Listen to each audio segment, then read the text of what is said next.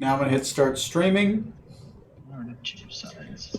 5, 4, 3, 2, 1. And welcome everybody to another episode of Rocks Fall, Everyone Dies. I'm here with the crew of formerly the Enterprise, currently, because apparently we've sold that one off, the crew of the Nostromo. This is episode 43. That's right, 43. They're still alive. I don't know how. Can someone tell me what happened last game? The last game was fairly boring and mundane. We collected spoils from the Kraken Aboleth. We flew checking out that underwater pits with all the dead bodies and the giant skeletal form with the sword stuck in its head. And at the behest of his captain, the Kadic pulled the sword out of the skull and woke up the Draco Lich. Yeah, this is Tom's fault. Yeah, if you really think about it. I definitely suggested the course of action, but he did not argue against it. There wasn't much persuading needed. I was following orders and I'm doing the recap, you be quiet. So after he woke up, Jawohl! yeah, he took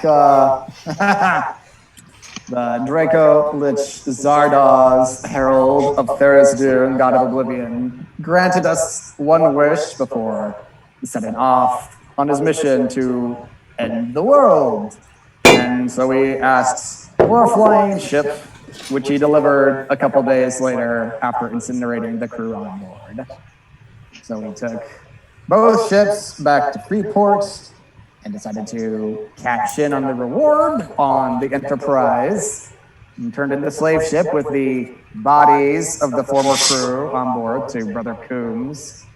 And they just bedded down for the night in Freeport to take care of a few things the next day before setting off to God knows what next. Tori, who's our sponsor tonight? This week, our sponsor happens to be kerosene. Heating homes and propelling aviation, it is kerosene. Funny enough, kerosene is a registered trademark by a Canadian geologist. Don't know what those are, Canadian or geologist, but they are involved in kerosene. So, you want to try something wonderful and something that'll light your home? That's kerosene. Over to you, Tony. Nice to know North America is doing something.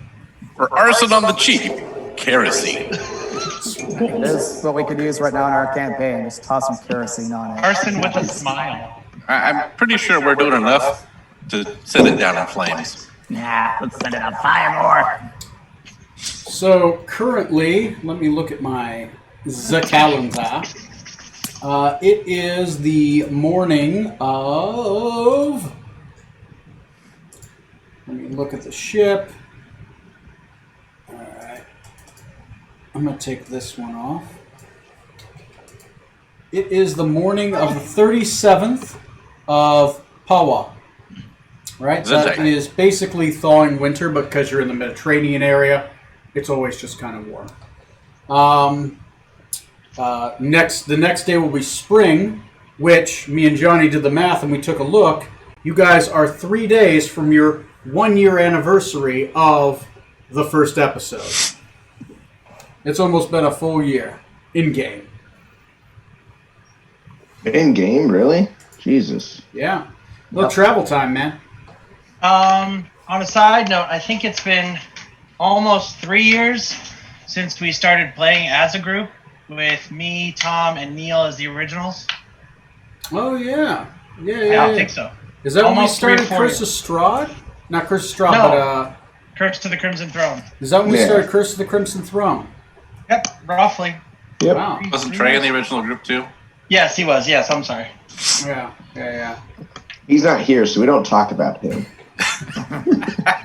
Was it? Yeah, I guess it was, it was like, I think it was like 20...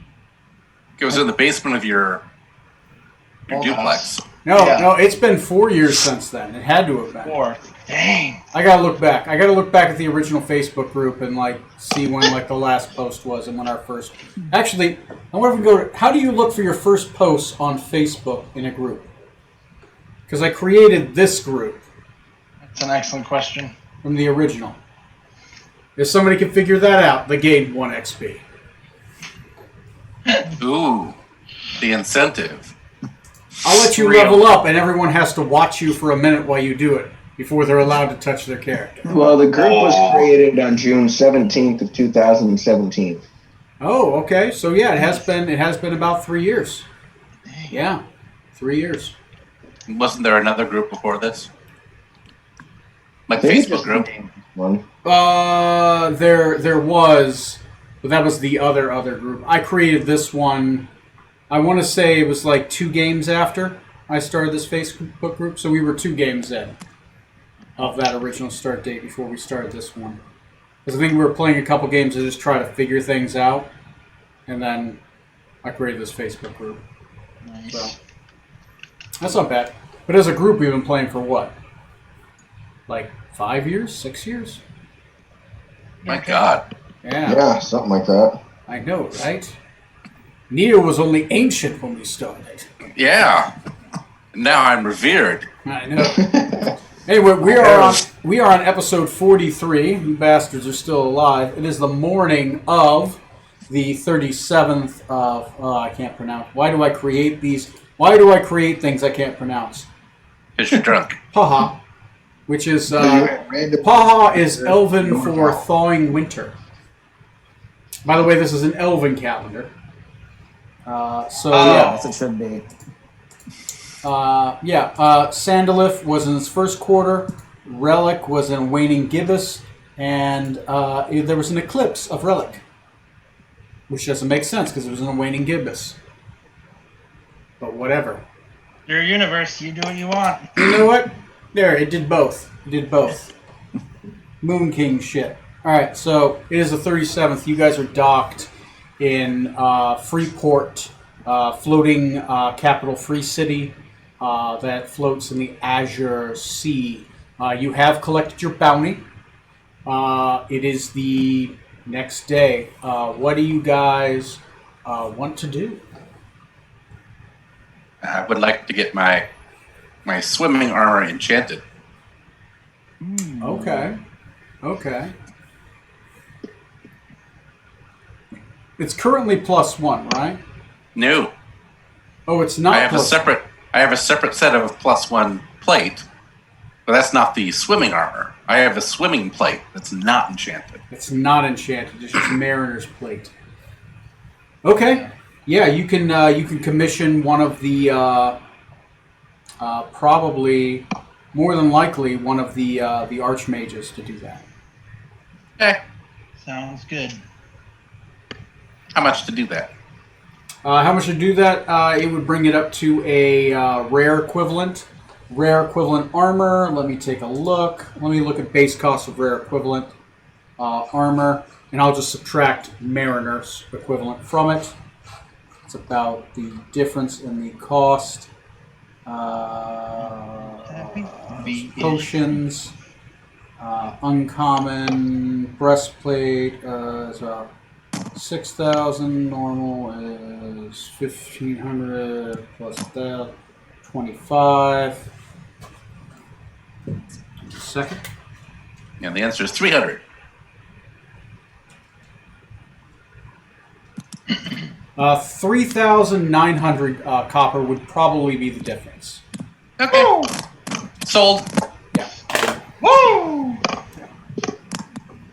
That brings me down to 4,264. Well, don't subtract it yet, because you might want to Oh. like talk it out a little bit, and know how long it's going to take to enchant and for them to deliver.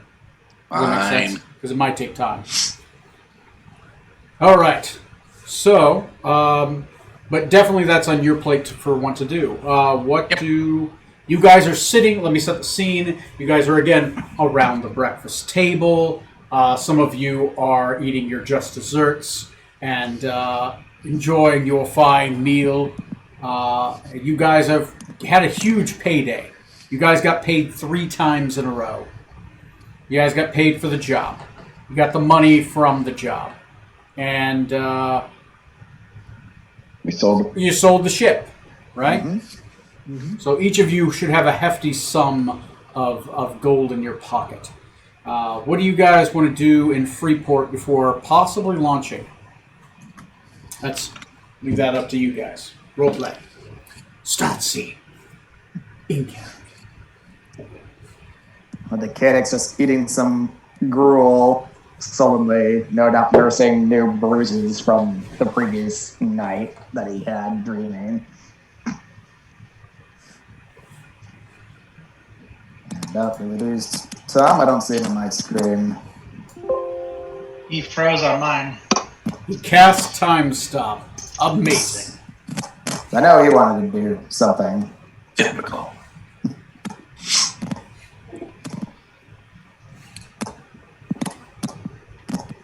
I'll get him right here.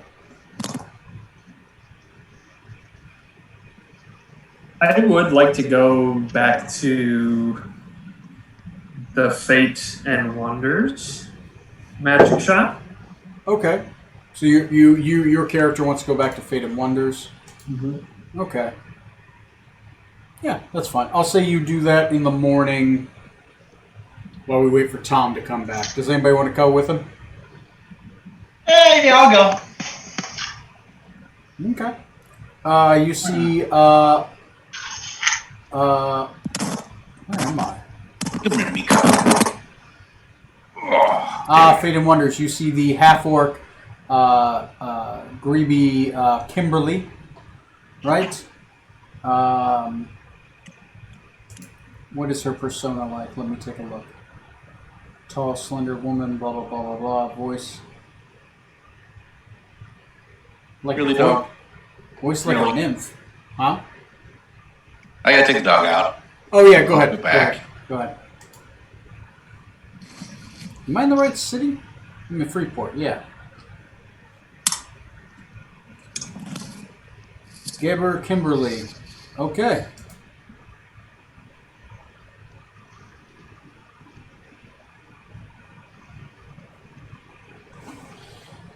Female half-orc. Okay. Alright. I don't remember her being the, I guess she was. It was a female half-orc that was the owner, right? I don't recall. That doesn't sound familiar to me, though. That doesn't sound familiar to me either, but that's what it says. Let me refresh.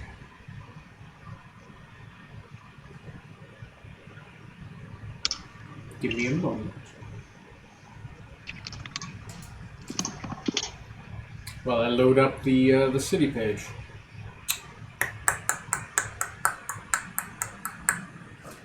Loading screen. Loading screen. Loading screen. Screen.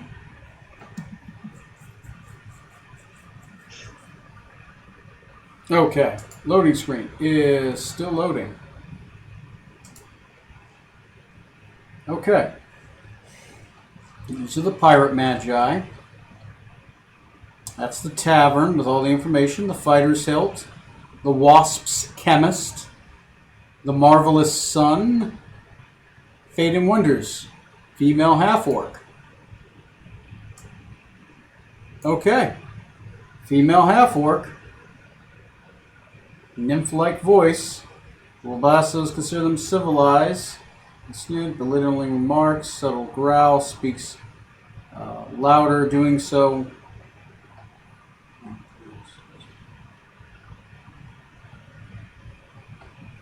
Okay. All right. I guess that is it. I'm probably thinking the other one. That's fine. You guys probably didn't talk to him a whole lot. Female half-orc, gazetteerian. Oh, what brings you back to my shop? It's nice to see you again. I was inquiring about an item I saw last time I was here. It was a quiver? You wonder about Quiver.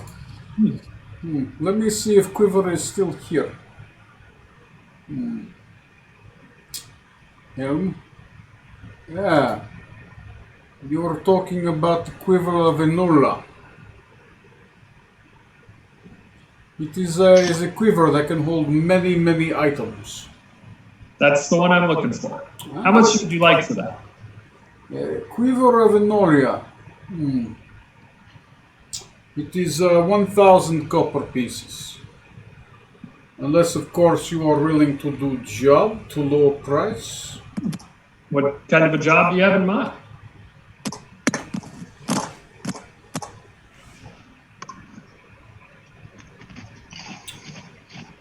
I have many items I sell. Where is it that you go? Well, we can go about anywhere. It seems like currently we're either going east or west. It is very vague. Come now, little man. I promise not to break you.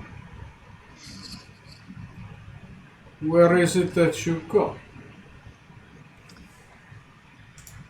Well, I suppose in the very near future, we're going to be making our way over to Rokugan.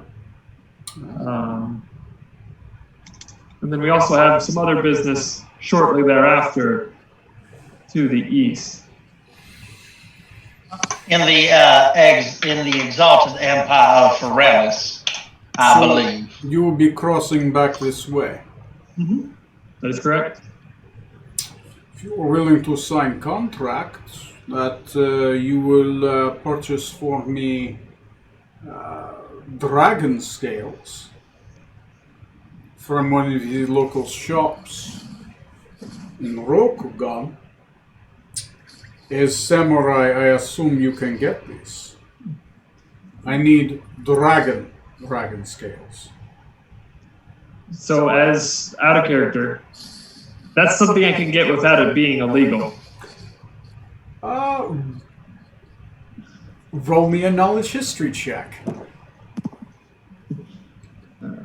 Can I do a knowledge medicine to think of what you would do with dragon scales? For medicine means yes. Okay, yeah, like that's what I mean. Like, why would someone want that for like a potion or something? Right. If you're looking for like a herbalism cure thing, medicine, if you're thinking for like magical potions that do things outside of like healing or restorative, you would then use arcane. Okay, no, I'll stick with medicine. Okay. I got a 24. 24. It is not illegal as long as you are able to purchase them. Because you are a samurai, you are in a unique position where you could purchase dragon scales. Okay. A peasant could not, because they worry about peasants like making armor out of them or using them in unseen manners. Normally it's only people who are nobility or have ties to nobility that can buy them. Kind of like buying gemstones in like early France, right? Not like everybody could buy them because you had to have some social sway. Or was it France? I'm thinking Germany, right? France and Germany, you're pretty close. Yeah. Germany at that point was a bunch of nation states, so it was geographically the idea of Germany. Yeah. That's for me. That's a 22 on medicine. You can use dragon skills for a lot. Generally, most healing restorative potions require some natural traits of the creature. Dragons have a lot of natural traits, resistances, immunities. They have a lot of interesting healing, regenerative properties. Right? You can generally use dragon scales for a lot of these, or protective ointments, or salves to heal burns, especially burns that normally can't be healed normally, like maybe like dragon fire. Right? Because red dragon scales are naturally acidic, right? So their scales have protective qualities against fire or to heal from fire damage. Same for like acid for black, poisons, protective salves. Green dragon scales are very sought after because most antitoxins are made from either Yuan-Ti scales or green dragon scales. Okay. Those kinds of things. Gotcha. So I will say to Griba, yes, I can get scales. How many dragon scales do you need? What do you want? What do you need? As many as you can get me. I will give you money. You will sign contract. Contract will say how much money I have in the chest that I give you, and you will buy these dragon scales for me, and I will lower the price accordingly. Since you are samurai, I think you can get them. I would have some trouble, and they would jack up the cost for me if I was to get them here.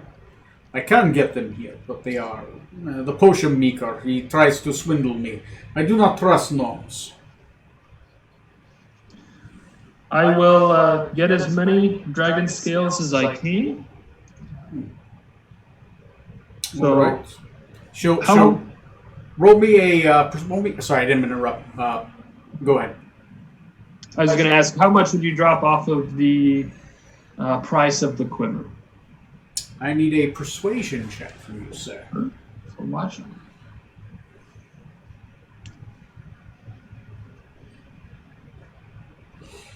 $25. 25. I will drop the price by 400 gold. Sorry, 400 copper. That sounds good to me. All right. She'll take your money. She will bring out a small chest full of silver, right? It is locked, right? But she will hand you the key. Inside, it roughly has the equivalent of 2,500 copper pieces. Okay. There's a contract on it. She has you sign it, and it has the amount on it. And she says, "All right, there is a copy of thing. The copy is kept with the charter of your ship. I welcome to see you back at Freeport." We'll make it back here as soon as we can. Good. All right, there you go. So now that Tom's back, I guess you guys can meet them back at the dinner table. Tom, picking back up where we left off.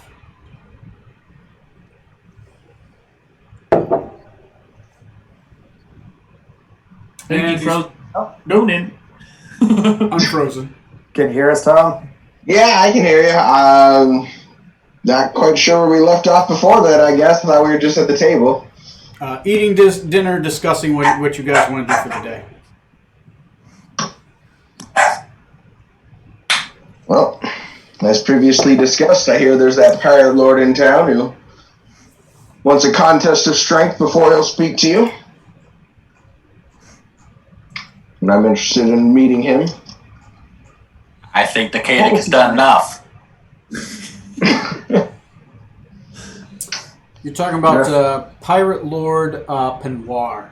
Speaking of Mr. Decatur, you look like you've been through the walls a bit with these strange bruises. Oh, just calisthenics that I did before. Crew member is beating you up. I will have a word with them. Here's some salve for those bruises, sweet cheeks. Let me know if you need someone to reach some spots. Thank you. I still miss Krastak. You gotta move on. You gotta let you want something, let it go. I can't. Captain, you seek an audience with Pirate Lord Penoir? I do. Do you know him? I do. As a matter of fact, I happened to converse with him the night we went out on the town before we set on our last journey. I'm certain I could probably introduce you to him. We could arrange this duel you want to have. Well, sure. Did you fight him in a duel already? Well, I didn't fight him in a duel. I just connected with him over mutual acquaintances. Oh, Decadic. I see you out there moving and grooving. Nice. Aim for the top. I am more well connected than I might appear to be, than you might suspect, Doctor.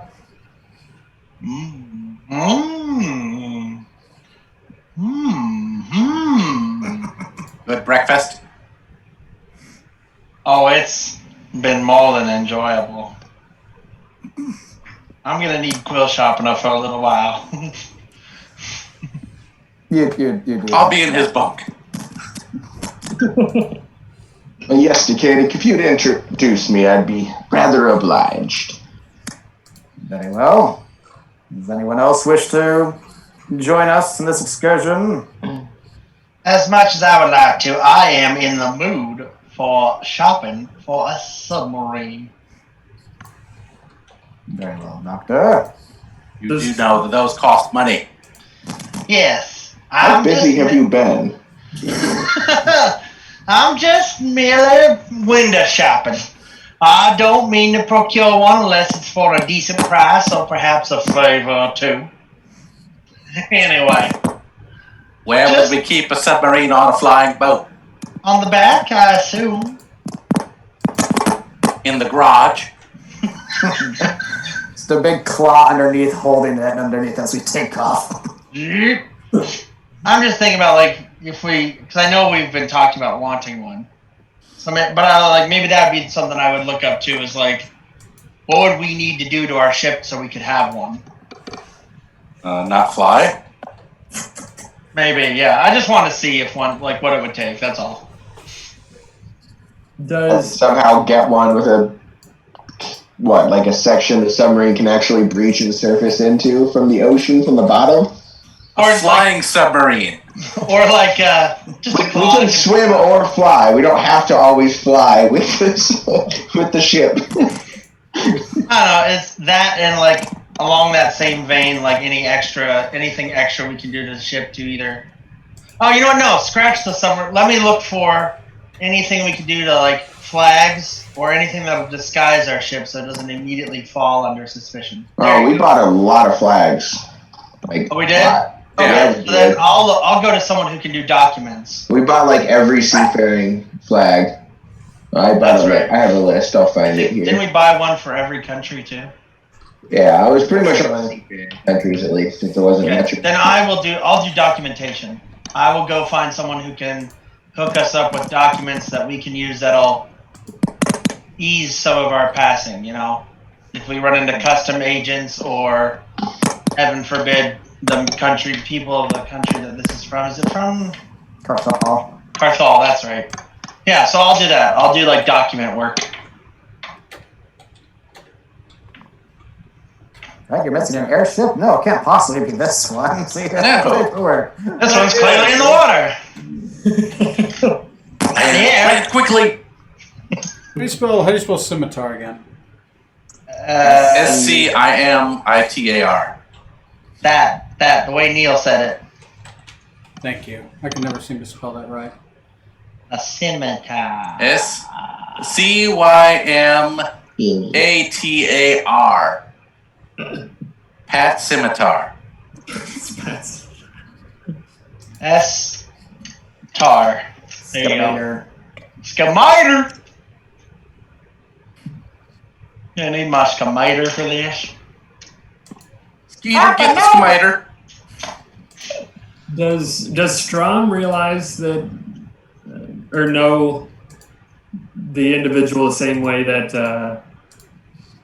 the Kadic does, the pirate lord? Yeah, you're familiar with him. You've been literally he calls out to you every once in a while. And he kind of as you fight, you find that much like Yokimbo or others samurai, he it's like he's trying to teach you. He is also, not only is he using you to teach Johnny as a sparring partner, he seems to critique your ability as well.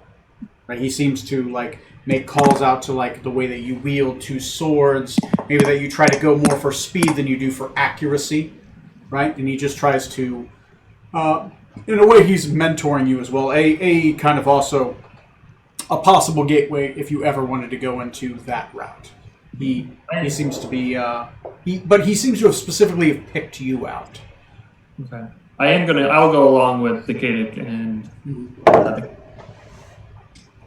Smoot, would you join us to meet the pirate? You are breaking up. No. What about now? Can you guys hear me okay now? Yeah, I mean, I can hear you. No. It's like it's your microphone itself that's kind of struggling. Yeah, that one. Yeah. Zach was having issues earlier. I got the last half of that sentence. All right. I'll switch back to the old headset then. Okay.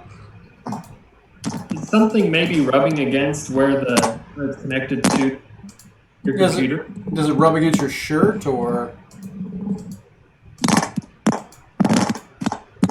I think it's the jack.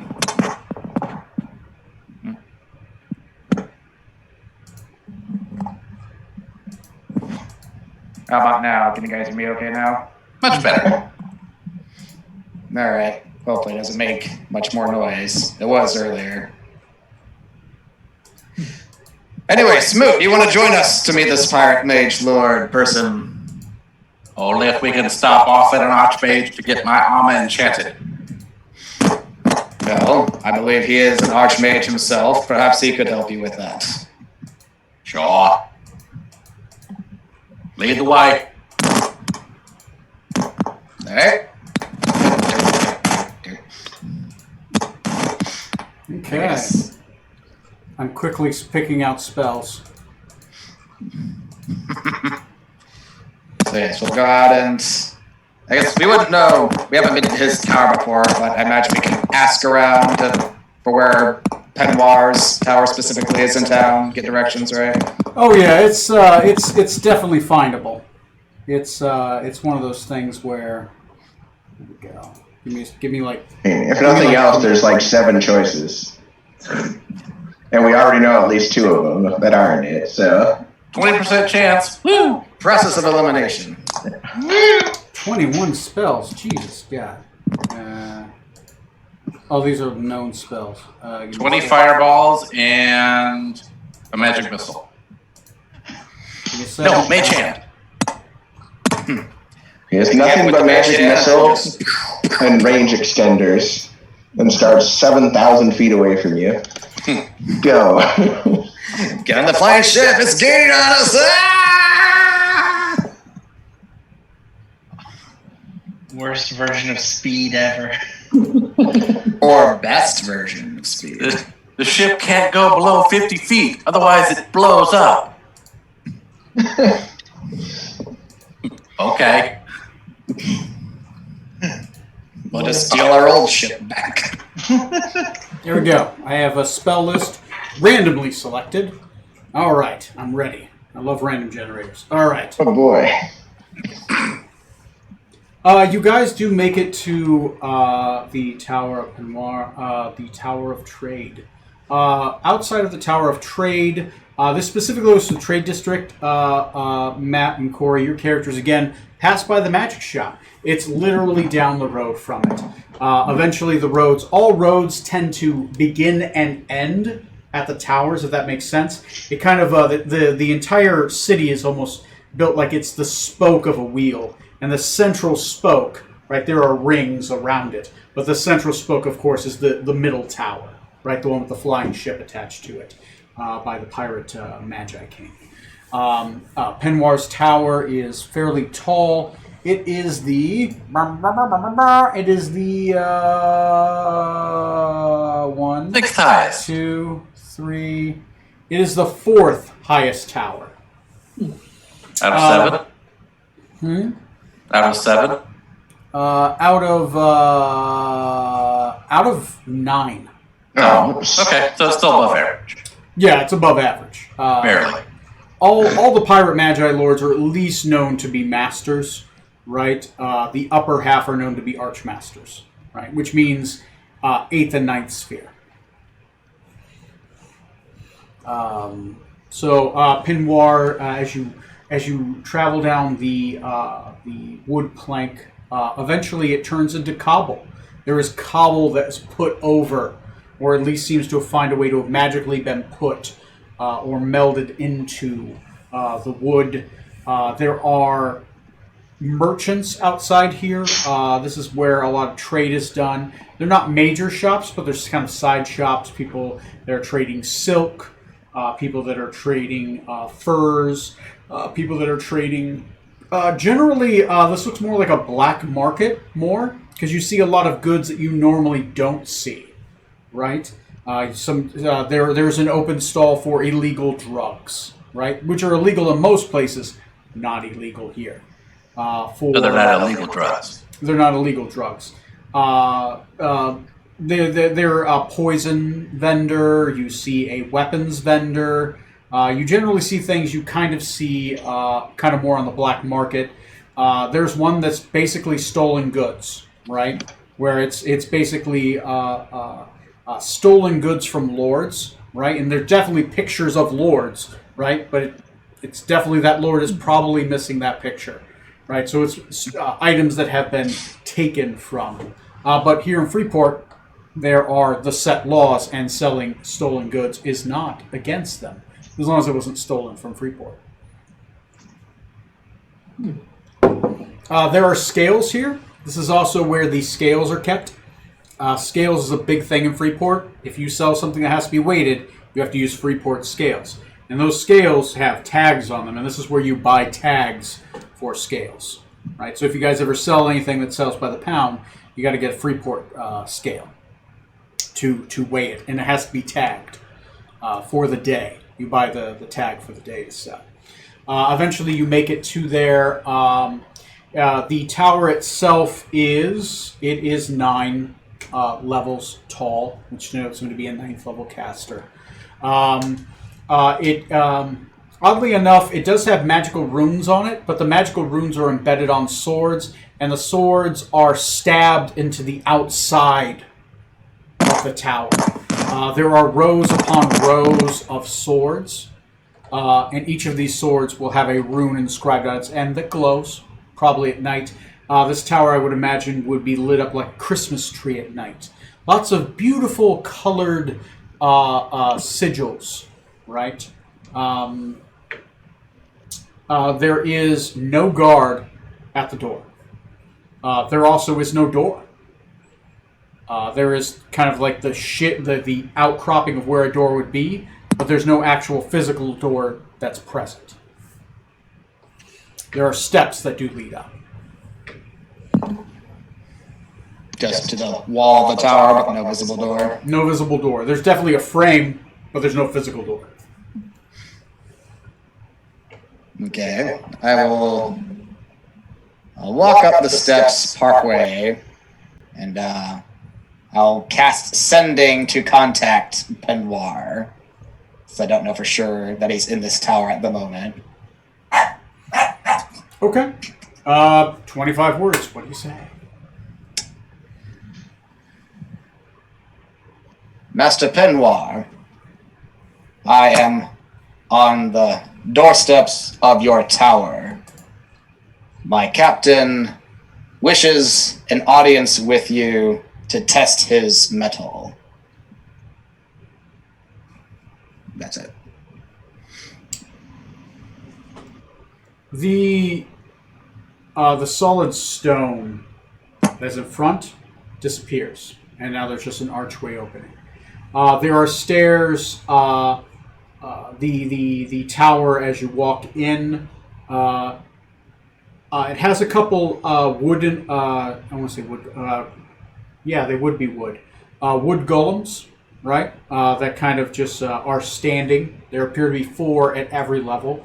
The first level, as you walk in, there are definitely stairs, right, that lead up, but they are kind of attached towards the inside, and they'll lead up into another level that kind of go around the area. Each level appears to be about maybe 40 by 40 foot area. There are always 4 wood golems. As you do, no one escorts you anywhere, except for you see a single glowing light that seems to bounce. And as you walk towards it, it begins to move towards the stairs. I will lead the way, gesturing for the others to follow. Okay. Yep. As you begin to follow, there are not a lot of decorations here. There are paintings of the astral realm, right? Pictures of giant murals of astral beings, dead gods. One of a juggernaut, which is a giant flying creature of doom within the astral realm. Flying ships, dead Illithid, many murals of Githyanki riding red dragons, burning cities, with creatures very similar to the ones you've seen before. Like your characters are unaware of the Illithid, but you've ran into them before, and you see them burning, scared. Pictures of, I'm saying Githyanki, but your character are more aware of them as Burnians, right? The Burnian have a mix of people which resemble the Githyanki. You continue to follow up. As you do, you see more. Every single room seems very sparsely filled. Matt, your character would be very used to this, right? There are areas which are training grounds. Every single floor appears to be a training ground of some sort. Some are filled with scrolls and books. Others are filled with calligraphy. Some are filled with just sparring mats. A few you do see other wizards or casters or some kind of guard. They appear to be sparring, but always every single room seems to be filled with that kind of thing. There's an entire room just filled with scales and the crafting and making of scales. And then finally, at the final level, there is a single, very large wood golem, right, made of a dark iron wood that kind of stands. The other one just kind of, the floating light kind of just floats beyond it. As you get towards this giant golem, he pushes open a door that he himself doesn't look like he'd be able to fit through. The door's about a good 7 feet tall. This golem is maybe a good 10, 12 feet tall. As you walk in, Pinoir is there. He is sitting on a small chair, which appears to be made of broken swords that have been molded together. He appears to be studying a large scroll, which appears to be glowing. It seems to give off some kind of spectral light. It kind of looks more like the nighttime sky. He looks up from his scroll. He himself, it looks to be very old. He has long ears, yellow skin.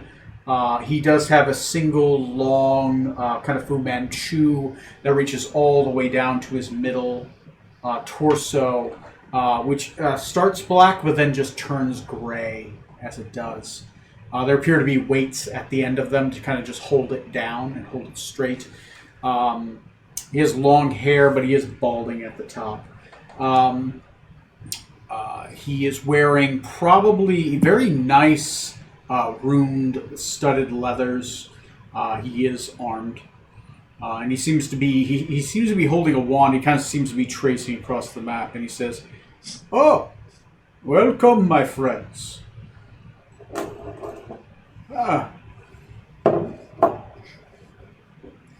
It's good to see you again in person, Master. It is good to see you, little Thornbrook. And the man who beats him. It's good to see you as well, Stormbringer. Nice to see you too, Master.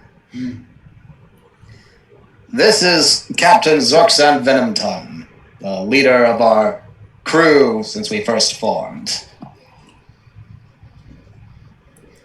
It's an honor to meet a pirate lord of Freeport.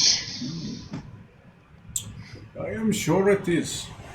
You left this city in a little boat, and you came back with two. I am curious. I have only seen those runes a few times before. An untrained eye would not know. But I do. Is that not right? He looks over to his right. As he does, you guys didn't notice this person before. He almost seems like he steps out of shadow. You guys see a man with long, white hair, clean shaven. His skin seems almost like somebody's gone through a peeling. Right, his skin is waxy smooth. He has pale white eyes. He appears to be just an albino of all sorts. He probably has eyebrows, but they're white. Right? He is very lithe. Not much. He doesn't appear to be a lot of muscle on him. He does appear to be armed, though. He wields a sword which just glows from this distance with magical runes. Roll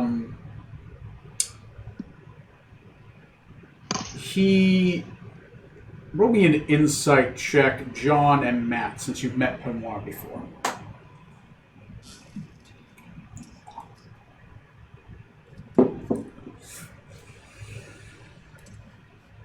Dirty 20 for me. 19 for me. You both get it. DC was 17, but you guys made it well within range. Pemoir seems to look at this man with reverence. Hey, I'll continue. We have heard much. We were going to summon you if you did not come. But I am glad you came. I hear you want to duel. That you wish to test your mettle. Well, with the pirate lord as esteemed of yourself putting out combat challenges, I'd be a fool to pass up the chance. Ah. Yes, you would. Are you the finest fighter of your ship?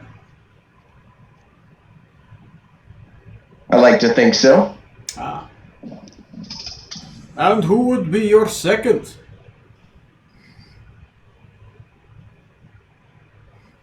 The first mate, Mr. Smoot. Ah. Oh, I am. I am. Yes, I am.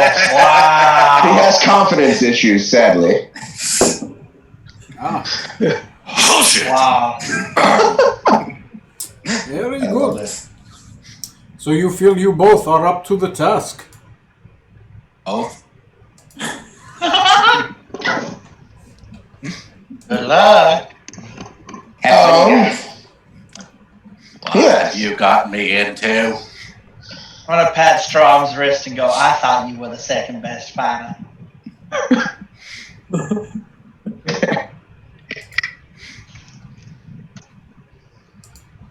I'm gonna look at features. Well, Smoot, you can prove me right, or I guess we'll see that I'm wrong. But hey, I believe in you. So when I am captain, it will be nudist Tuesdays every day. Oh, that's amazing. See you next Tuesday, Scarlett. Oh, God. We'll see you next Tuesday. You. Oh, we are banishing that phrase immediately. You have to put it to a vote. All right. Pick your weapon.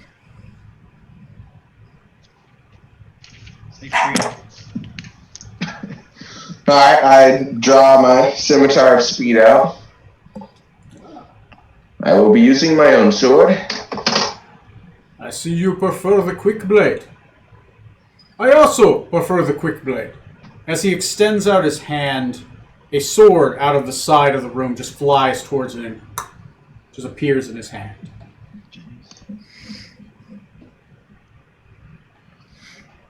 Rather impressive.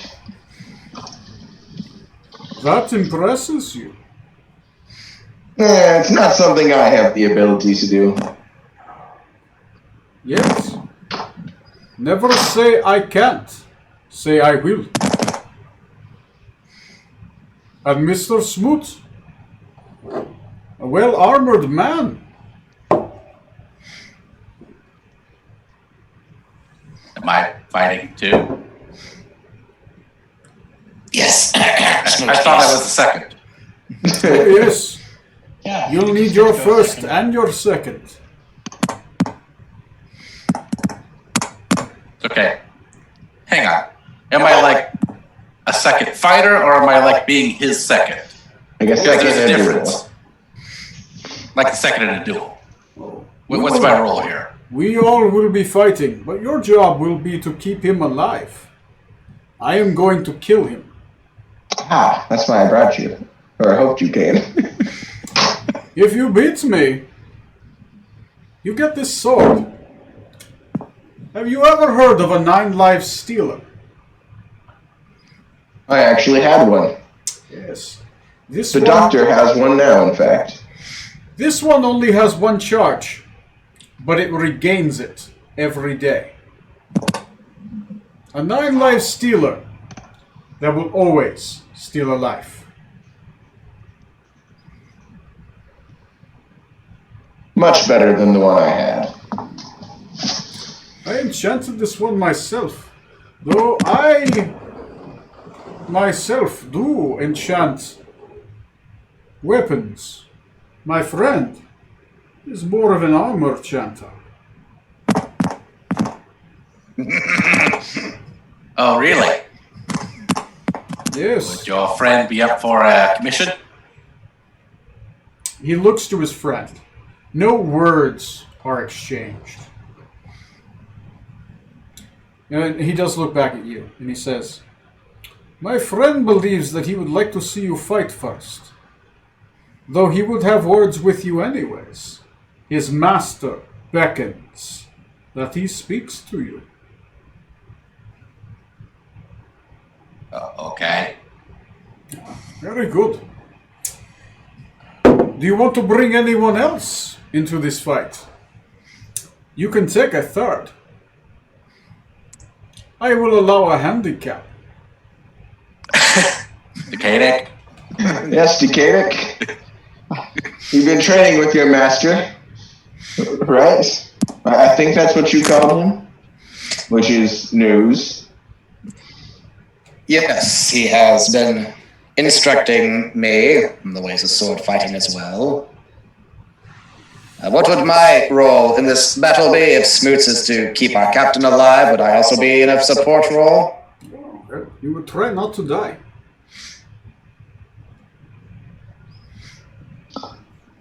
Smoot, do you have enough Revivifies ready if needed? We're a little short on gems, but yeah. I And we got can one sit- person. As long as we can always replace the gems. We can afford that. I'll personally pay for that, and either of you, if you die as well. Although, at least don't kill Smoot, please, so I can get back up. Otherwise, I'll need someone else here.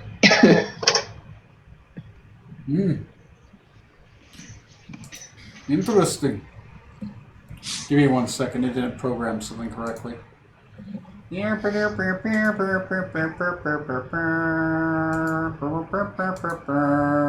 accountant running the IT department didn't program something properly. Yeah, I know. Now it's programming properly. I'm like, only a +7 to hit. That's crazy. Okay. Now I'm in the correct range. Plus 30 to hit. No. Less than 29. Less than 29. 30 to hit. Only 1/4 of the damage goes through. So he will pull out a sword. As he does, his sword just kind of floats around him as he kind of just cracks his knuckles. He kind of just stretches a little bit, and he kind of just sits there in a meditative stance. The sword just kind of floats around him as he's doing this. There appears to be a tentacle. There appears to be a whip around his waist.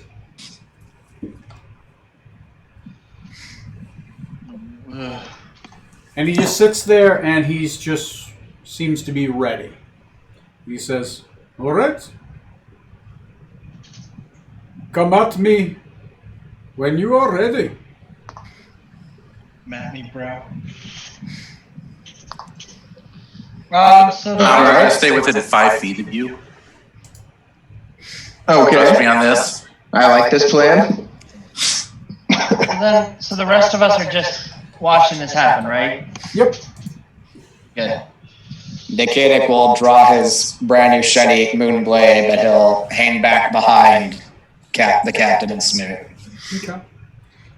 You are automatically considered proficient with the weapon. Just make sure to put that in. If it doesn't already do it for you. All right. As you draw the blade, it begins to harmonize with music. Like you draw and it begins to go. And at this point, Powar kind of looks up a little bit and looks at the blade, kind of with one big eyebrow, just kind of raises it for a moment. Now, Captain, he's distracted. Go.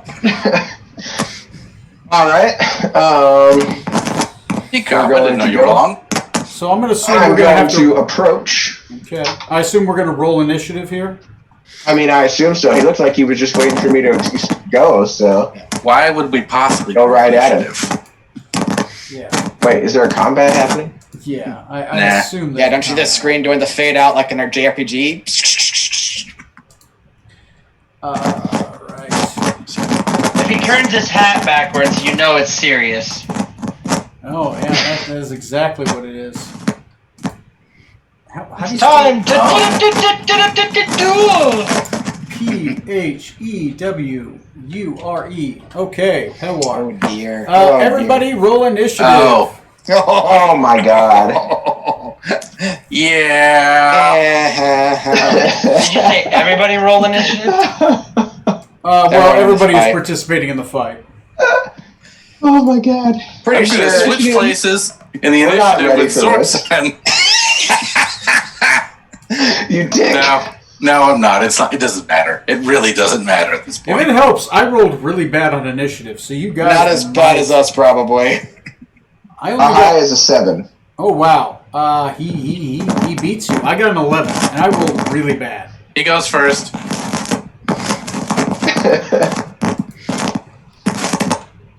Okay, I'm gonna reorder if everyone's ready. Oh, hang on. Let me get back to the sheet. It says Zorksan's on a 22. Hang on. We haven't done it. Oh, Hang no, on. no, no. Jada onto the sheet. I wasn't on that All yet. right, yeah, go ahead and update the monster sheet. Do you guys want me to switch to the battle cam? I assume we've taken a rest in between then and now. You guys Yeah, had a we long rested and rest, stuff. Yeah. Yeah, no, we had a long rest. and if you haven't already leveled this level 10, welcome to hardcore mode. What the heck is for were? Pewar. Oh, okay, never That's how he mind. spells his name. Okay. Spelled funny and shit. Must be French. What? The dogs agree with you. Goddamn Frenchman. You don't even know what you're rolling at. You got no clue. No clue. Warren Penwar, you down Smoot. You'll have to face that flying monkey squirrel person. And he's the deadliest member of our crew. How many T-Rexes has he killed? Too many to count. Yep. Okay, here's I was gonna say Penwar. deadliest to non-crew members. If you want the deadliest to our own crew, then you want Mr. Rutherford. Captain Zorksan, that, and a wizard. Great.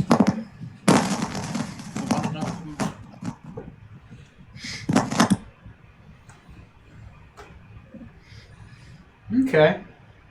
This guy's just kind of hanging out here. Here we go. I'm going to pull out a battle cam just so you guys get a little bit of a visual. Can you guys hear me?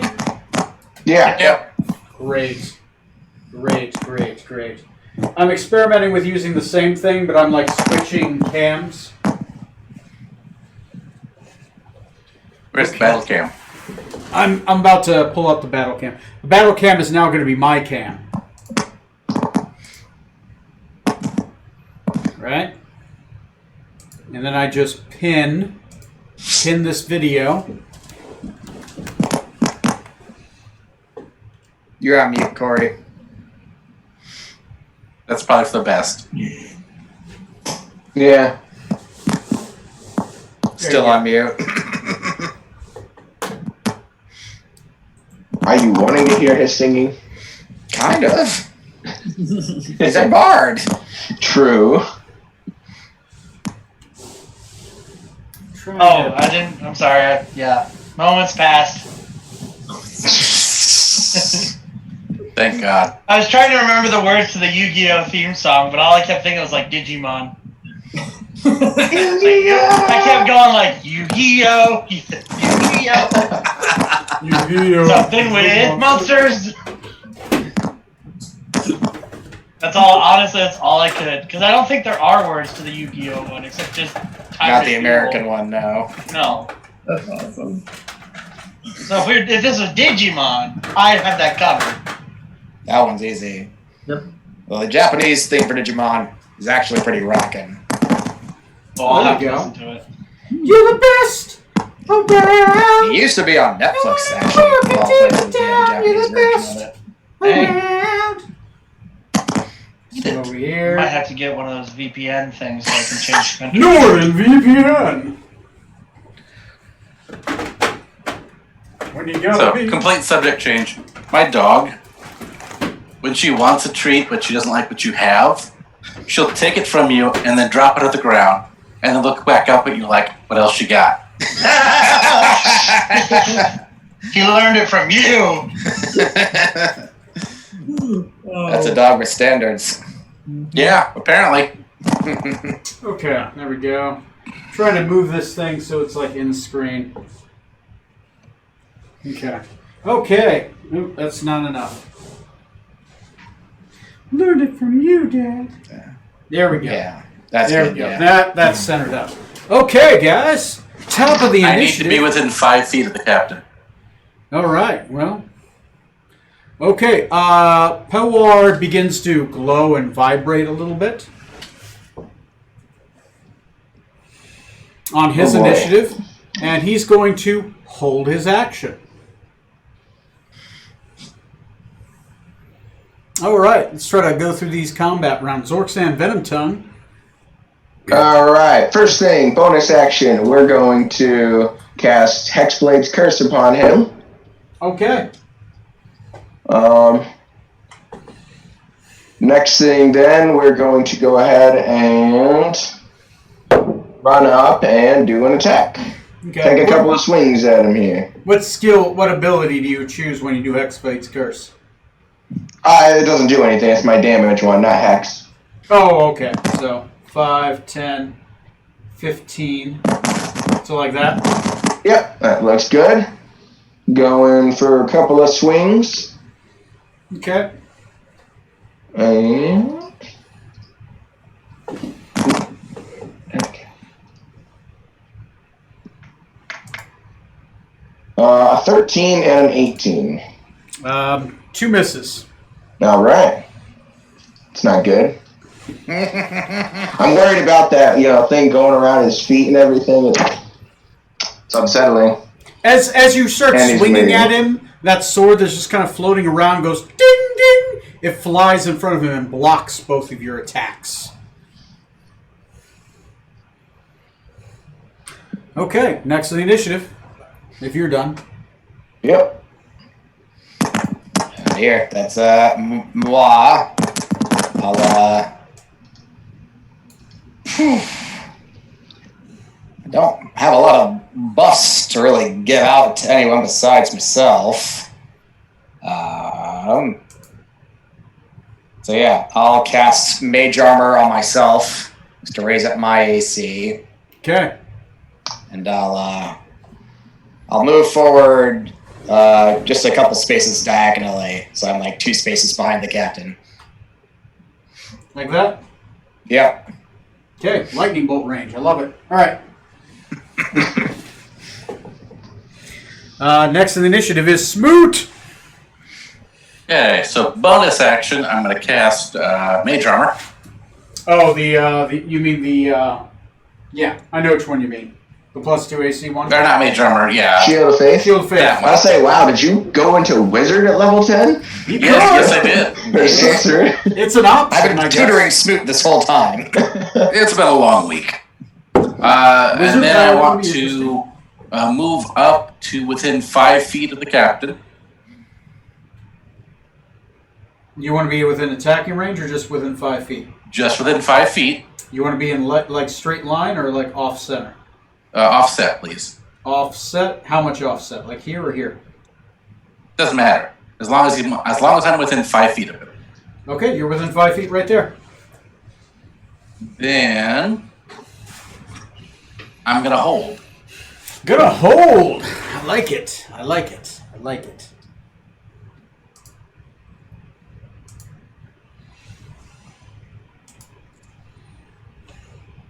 Okay. Okay. I have to make sure that I am putting this in properly. I was not. Okay. All right, fine. He's going to make him use the D&D Beyond roller. Not a sponsor. Top of the initiative. All of a sudden, the sword starts flying around him. 2 attacks with the 9 life stealer on the captain with the sword. First attack. I'm going to use my reaction and impose my shield to give him disadvantage on an attack roll. Okay, I can do that. Okay. Is that both attacks or a single attack? You know, it doesn't say. It says, while wielding a shield and a creature you can see attacks a target other than you within 5 feet, you can use your reaction to impose disadvantage on the attack roll. You know what? I'm going to, just because it's such a small, I'm going to say, because it's a fighting style, I'm going to say it's both. That's cool. So, okay. Hey. Does a 15 hit you? No, 19 AC. 19 AC. Okay, well, that natural 20 is not going to hit because I got to roll again. But does a 28 hit you? A 28 does hit. I'm going to use my reaction to use Armor of Hexes. At which point I roll a d6. Ooh, yeah, you can make it miss if it hits. If it's 4 through 6, it misses. It's a 3, so I take it to the face. All right, if it helps, it's only 13 slashing damage with the scimitar. 13 slashing, alright. He reaches down to his belt. As he does, he grabs that whip and it flies out. As it flies out and he's trying to attack Decadic. Oh. Decadic, does a 31 hit you? You know, oddly enough, it doesn't. Yes, of course it hits me. All right. It's only a D4 damage, so you take 15 damage. Okay. Oh. Corey's dying up there. It's going great so far, guys. I prefer to think Scarlett's just cackling in the corner, watching us slowly die. Okay. I'm trying to keep you alive, damn it. No, I appreciate it. I do think he's going to kill all 3 of us, though. Unless we win. For his hasted action, he's going to throw another sword attack at you with disadvantage. Sorksan Venom Tongue, and right. with a 2, that's a 15. So the disadvantage helped. He missed 3 times. So he really only hits one of you. I need a athletics check or acrobatics from Johnny. Oh, good lord. Okay. I'll do wait. Yeah, acrobatics is my better one. Okay.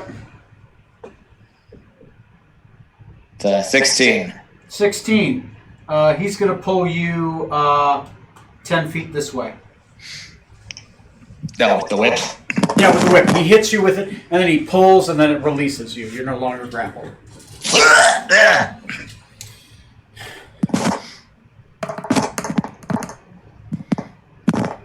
Yeah, because he got a 17. You missed it by 1.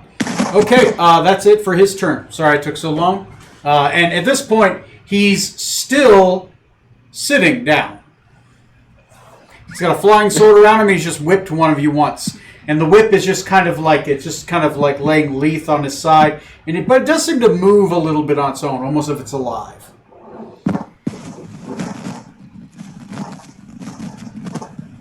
Okay. Well, I'm going to grit my teeth and try and get harder this time. Okay. I've seen how that sword moves now, right? So I should be able to get past it, no problem. Okay. Yeah, that's how it works. So the first two attacks, a 19 and 21. 2 misses. Okay. Oh, God. Oh my god. Attack 3 then. We're going to go bonus action, try one more. Also a miss. This isn't looking great, guys. You're the one that wanted to fight him. Hey, it's going great so far-ish. I've only been hurt a little so far. Rob looks at Scarlet and goes, "So tell me about this Naked Tuesday." Well, I am glad you asked. With sunshine in. If it helps, Penmoir only has 87 hit points. That's it. Ooh, Oh, that helps. So go, Tom. I just need a way to lower his AC a little bit. Or to roll better. Do Naked Tuesdays every day anyway. Johnny, what do you Don't do? tell the others. Oh god, it's my turn again. Oh god, okay. Oh no. Well, since I'm free game apparently with this fancy spells shit, I'm gonna cast. Yeah, I'll do second level Mind Spike on Pennoir. He has to make a Wisdom save. As you begin to try to do that, he reaches out his hand. He's like, use your sword. And he smacks the spell aside with a counterspell. Let me burn that counterspell. Yay. Oh, wait. That's the other one he took. He can cast that all day long. All right. High-level mages can cast lower-level spells to get choose 2.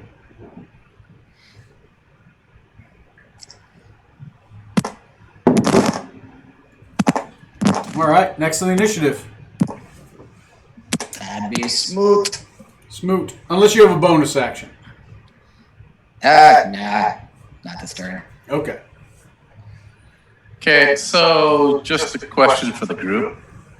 Should I continue with the mage armor or the shield of faith? Or should I go for something a little more offensive spell-wise? With the kind of rolls he was having on me so far, I would say go offensive. And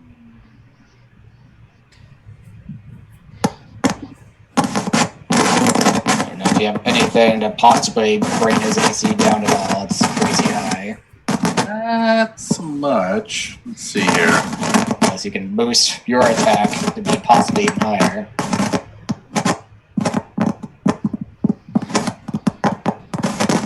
Let's do... I'm going to cast Spirit Guardians. Spirit Guardians, all right. That is a radius around you, I believe. Correct. 15 feet. 15 feet. 150 feeto. No, just 15. 5 will goes west. What? Is it Hang a on. cube or is it a It's a radius. radius? All right. So, cycle. Salco. A salco. Okay. Certainly. Certainly. All right. There you go. It's more like this. Okay. Okay, so Okay. Spirit Guardians. We cast a spell. You designate a number of creatures you can see to be unaffected by it, so Okay. our side's unaffected. Mm-hmm. Affected creature's speed is halved in the area, Okay. and when the creature enters the area for the first time on its turn or starts its turn in there, it must make a Wisdom saving throw. Wisdom save. Gotcha. Wisdom 16. 16. All right. You'll probably make it. No, you'd be surprised. Saves are At high levels, your saves don't get any better unless they're proficient. So on a failed save, he takes 3d8 radiant damage. And a successful save, he takes half.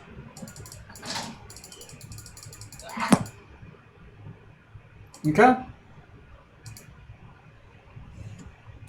Okay.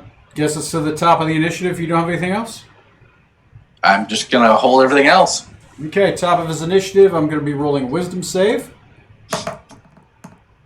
He rolled pretty decent. 18. That makes it. So he takes half of 3d8. Okay, go ahead and roll that damage, and I'm going to continue his turn. I'll roll a con save with advantage to make sure he maintains concentration. 7 points of damage. It's a start. Got him. Okay. Only 80 left. I knew I could count on you. You've done the most damage to him so far. So, 3 scimitar attacks on your captain. Are you imposing disadvantage or no? Absolutely. That's my reaction. All right. My hero.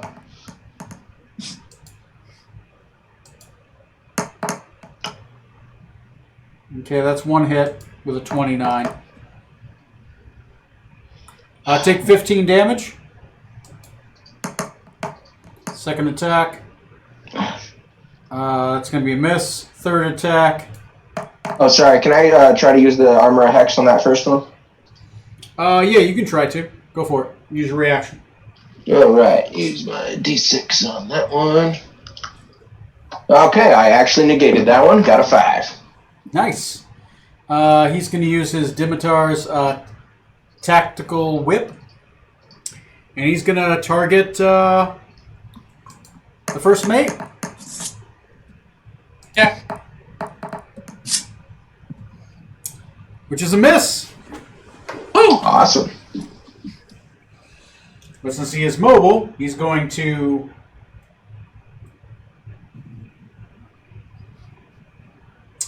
With half movement, he gets back over here.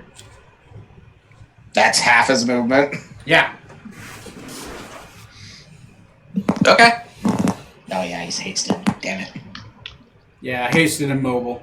It's a lot. So mobile. Oh wait, never mind. Doesn't matter. I wouldn't have a reaction right now. Yeah, So, that's why I Okay. mobile. If he attacks at you, you don't get an attack of opportunity on him. Cool. Yeah, that's the advantage of the mobile feat. Okay, next at the top of the initiative, we'll try to get this going as quickly as possible. Tom, what are you doing? All right, I'm gonna cast Armor of Agathis on myself. Armor of Agathis. Nice. See if he lets me do it or not. I guess. Yeah, he doesn't like that so much. I need you to. Actually, he's going to cast it at 4th level. He's gonna need to cast. Third, so he's going to have to roll a spellcraft check. Yeah, and it's a 5th level spell. Okay. Roll a d20. Roll. Using the dice roller on this thing. I rolled a natural 17. Okay. Sorry. So. Worth a shot. The way the counterspell looks like Spectral Blade just kind of come out and just chop your spell. Armor's starting to come around me. It gets cut to pieces before it actually gets put on. Awesome. He's like, no. Both disheartening. He's like, no. Use your sword. Okay, next to the initiative. In case I'm going to use my move action then. Okay. Can I make it to him? I have 30 feet. I'm not sure if I can make it all the way. Yeah, it's only 20 to get to him. Alright, then yep, I'm going to make it to him, and I have a bonus action still, so we're going to take one swing. Swing. Give it a try then. 25. How about that one? It's a miss. Oh my god. What? What the fuck? Okay. I didn't expect the reason for death to be a complete inability to touch them. Wait. And he's This is one of those fights we're supposed to lose, Tom. We're supposed to get a game over now. You guys theoretically could win. It's 3-on-1. I think he equals your CR. He's only a level 17 wizard. Only. Well, yeah, but 3. I've already done 7 points of damage, so come on. True. Yeah. Start ponying up, guys. Start ponying up. Come on, Matt. Give me some cheerleader cheers. Oh, come on, guys. All right, let's try to let's let this guy. Johnny's turn. Go.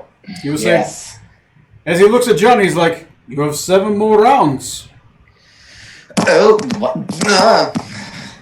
Okay. From where I'm at, is his buddy over on the side there? Does he appear to be doing anything? He just seems to be staring at you guys, and he's about albino, completely albino. He is just staring at you guys with his white eyes. Pink eyes. Pink eyes. No, these ones are white. Sorry. No. Yeah. All right, then. Nikadic will turn around so his back's not to Penwar. And I'll at least attempt to cast his astral retreat spell to go to the ethereal plane. He already used his counterspell this turn, so we can't counterspell it. Your Decadic's astral retreat goes off.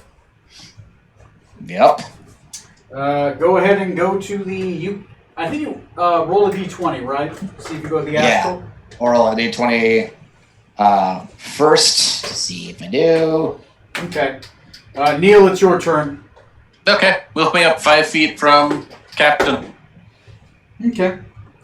And I bamf out of there. I'm in the ethereal plane. That's good. Just as long as I can impose my will. There you go. Oh, I guess the first time you cast it, you already go to the ethereal, don't you? Oh, yeah, I think you're right. Yeah. Okay, cool. Anything else, Neil? Hold. Okay. Just holding your action. Yep. What is your trigger, sir? If he attacks me. Mm-hmm. Okay. Next in the initiative is going to be Penwar. 3 attacks on the captain. I impose my will. All right.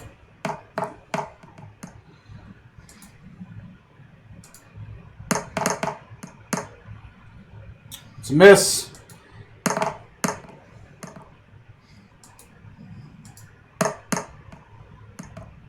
That's a hit.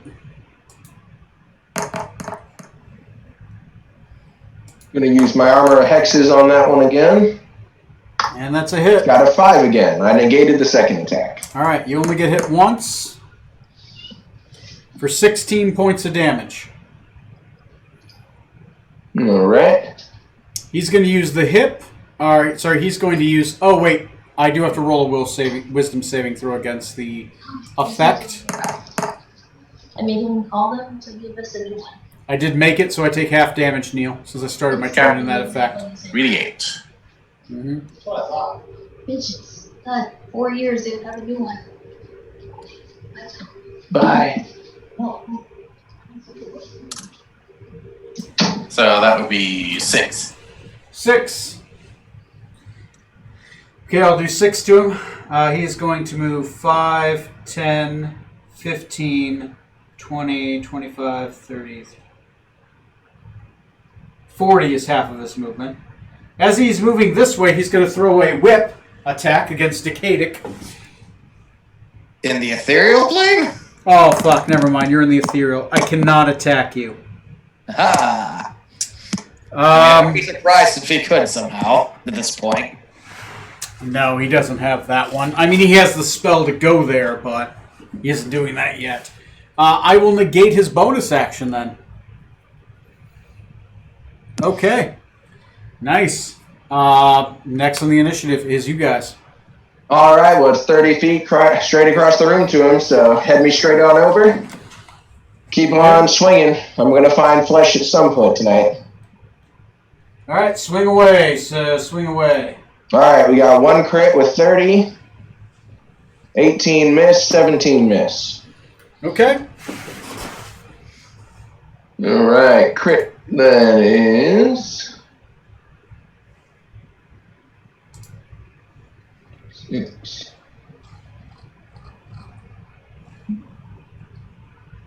Oh wait.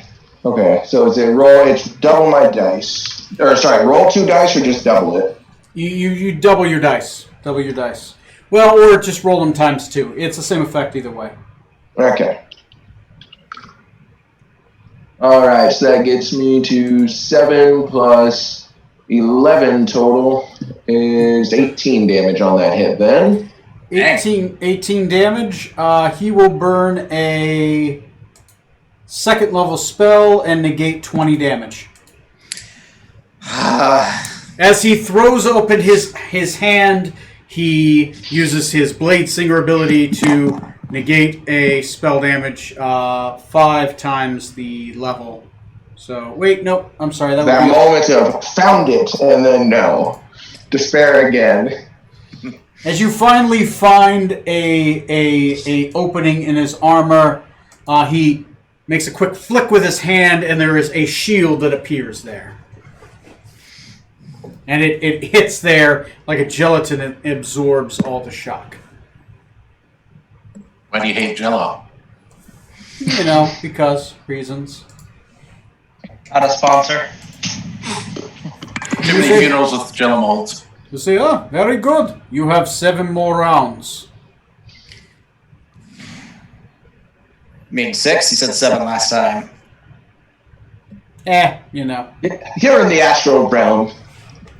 Right, yeah. I'm not Same doing any of this. Right. Yeah, Trey, what are you doing? 5 is right out. All right, come on. Let's try to keep these rounds fast. Oh, Johnny, go. I want you guys to be caught in combat all night long. All right. As interesting as this fight is. All right, go ahead. Next is Decadic. So, I'm going to move, let's see, move Decadic towards, let's say 3 squares down, so he's about 10 feet away from Penwar. Yeah. And, There we go. yeah, just like that. And I'll roll a d20, see if I back out or not. Okay. That is a 3, so Yeah. I come back. Okay. You can go 10 feet in any direction that you choose. I'll just stick right there for now. Okay. And I will attempt. I don't know if this will do jack shit to him or not, but I'll cast Dispel Magic on him. See if I can't take care of that haste he has going. Nice. That normally is a pretty good move, except let me look at something. Shit, he expended his reaction to stop the counter spell, so you technically have a chance to counter the spell. Yep. Okay. Go ahead and roll me a Dispel Magic check. All right. It's a D20 plus your intelligence modifier. My intelligence, ooh, good. I'm a real smart boy. I'm a real smart boy. That would be an 11, but I think I'll use one of my portents to make my roll a 15, so it's a dirty 20. The DC, was 14. He is the haste is dispelled. Since haste is dispelled, he is fatigued and he loses his next action. Ooh. Smooth! You see it explode. Let me drop his AC. Get aggressive this time, Smoot. Okay, fine. Smite him, Smoot! Okay, next on the initiative. Smoot. Move me up next to the captain, just straight down. All right. 5, 10, 15, 20, 25, 30. You are shoulder to shoulder with the captain. Yep. So, I'm going to activate my sword. Okay. 2 attacks. Dos attackitos. Alrighty. 19, I assume, is a miss. 19 is a miss. What about 26? 26 will hit. That is 2 hits on him so far. And I'm going to dump a second level smite into that. Holy shit, you're going to throw your back into it. Okay, so it's 1d8 plus 2d6 plus, for a second level smite, is 3 more 3d8? 3d8. 4? It's 3. 3, okay. Yeah. He's not a devil, fiend, or undead. Bam. Well, that's only 21 points of damage. No, 21. 21 points of damage, that's a lot of his life. Most of you have more health. Actually, I lied. That's 24. 24 points of damage. He's fucking feeling it. He's down to 50. You said 24 total? Correct. Okay, so 13 plus 24 then is 37. 37. Okay, there we go. All right. Yeah, 50 HP left. What is his AC if we know it by now? You've only hit him twice. Oh, you're right. Yeah. Okay. Yep. Otherwise, it's just been aura take. Okay. His turn, which I guess he lost. He lost his turn, so He gets to make a wisdom save. he does have to make a wisdom save. He does make the wisdom save. Okay, so it's half of 3d8. Yep. Oh, well. 2 points of damage. Got him. He's at 48 hit points. All right. My turn then. We're going to go all in on the attacks again. What else can we do? All right. Go all in on the attacks. 25, 20, and 20. The 25 will hit. His base AC, unmodified, is 24. Woof. Right. All right. And we're going to do 1 hit. That'll do. It'll be 8 plus my 4 now. So 12 damage. 12 damage. Nice. He's going to burn I'm going to use my reaction to have Smoot hit him again. Command Smoot to smite him again. Okay. Nice. That 12 damage, he uses a second level spell to absorb all of the damage. Okay. It's his mage, his Blade Singer 10th level ability. You can burn a spell, and it's 5 times the level to just absorb damage. All right. Okay. So my swing. That's only an 8. Ooh. Rutherford's on his way. Okay, Decadic's turn. Okay. Being still... Yeah, I'm still in the material plane there. So... Yeah, okay. Decadic will run up to Penwar. He'll take a swing with his sword just to see what he can do. Oh, flank him.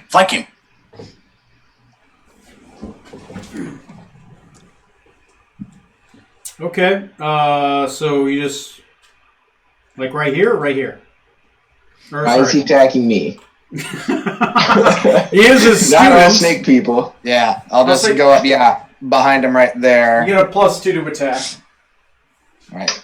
+2. Is that on top of the +11 the sword has already? Yeah.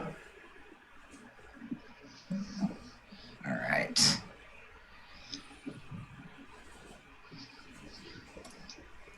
Do that.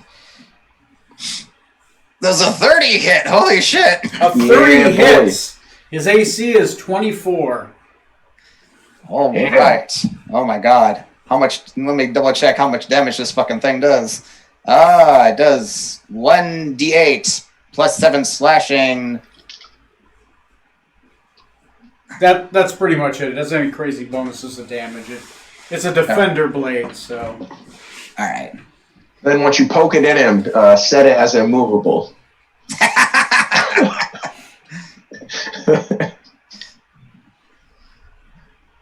That's gonna be 10 damage on him. 10 damage. He's definitely feeling it.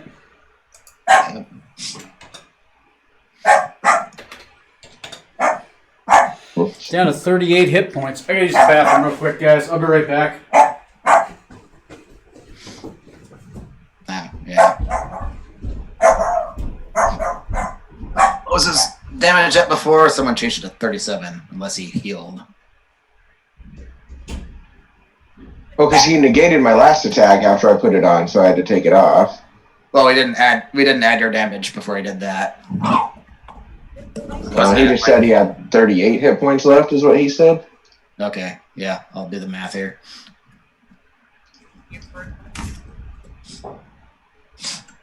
So 49 damage. And yeah.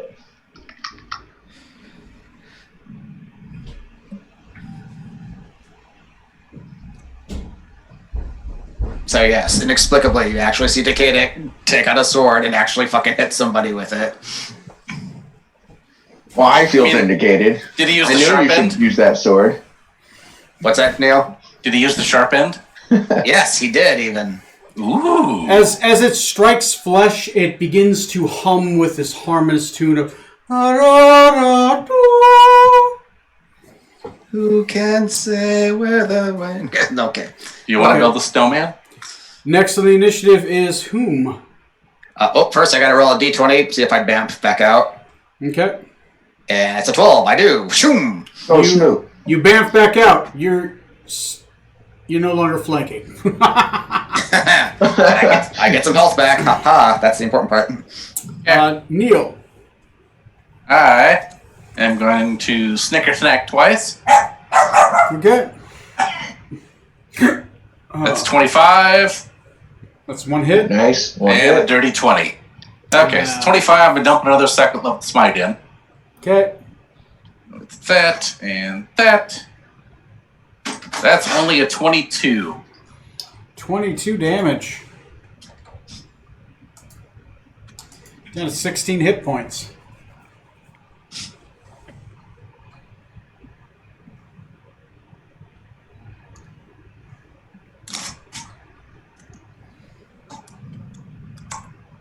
Okay. Whose turn is it? It's his turn. Yep.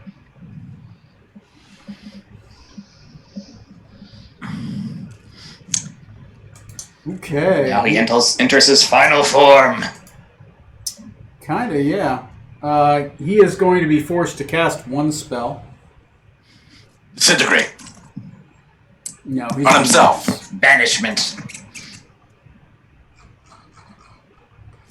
He's going to cast Thunder Step. I'm going to cast Counterspell. Nice.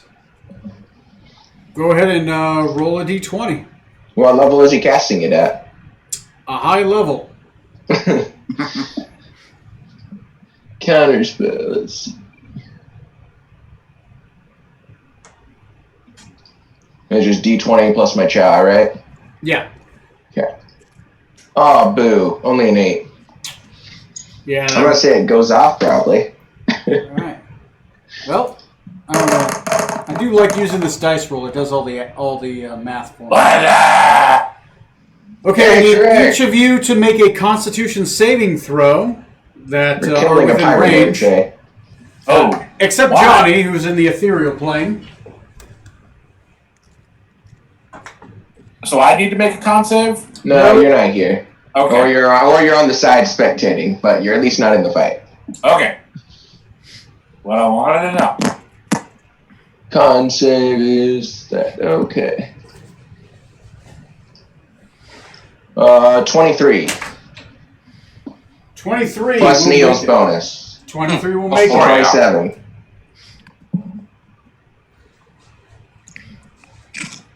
Roll your con save smooth. I have to do it too? Yeah, it's the thunder step. AoE pops around us and hurts. The giant explosion happens. You said con, right? Yep. Yeah. Plus 6. 15. 15. 15 will not make it. Neil, you Yeah. take 36 damage. Damn. And Johnny, you take half of that. I take half of that. Yeah, Yes. I'm in the ethereal plane. He is going to use his turn Okay. to drink a potion, and he is going to heal.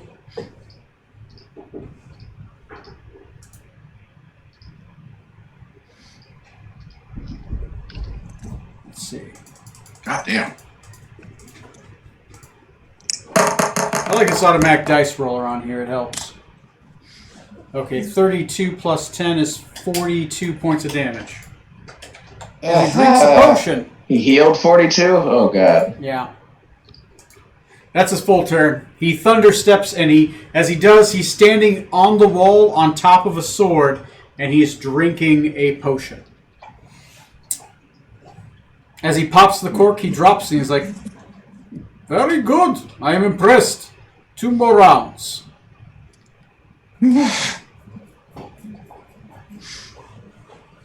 All right.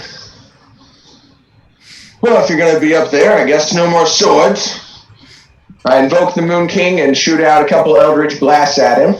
Okay. And, boy, I haven't used that in a while. What is my roll on that? 9.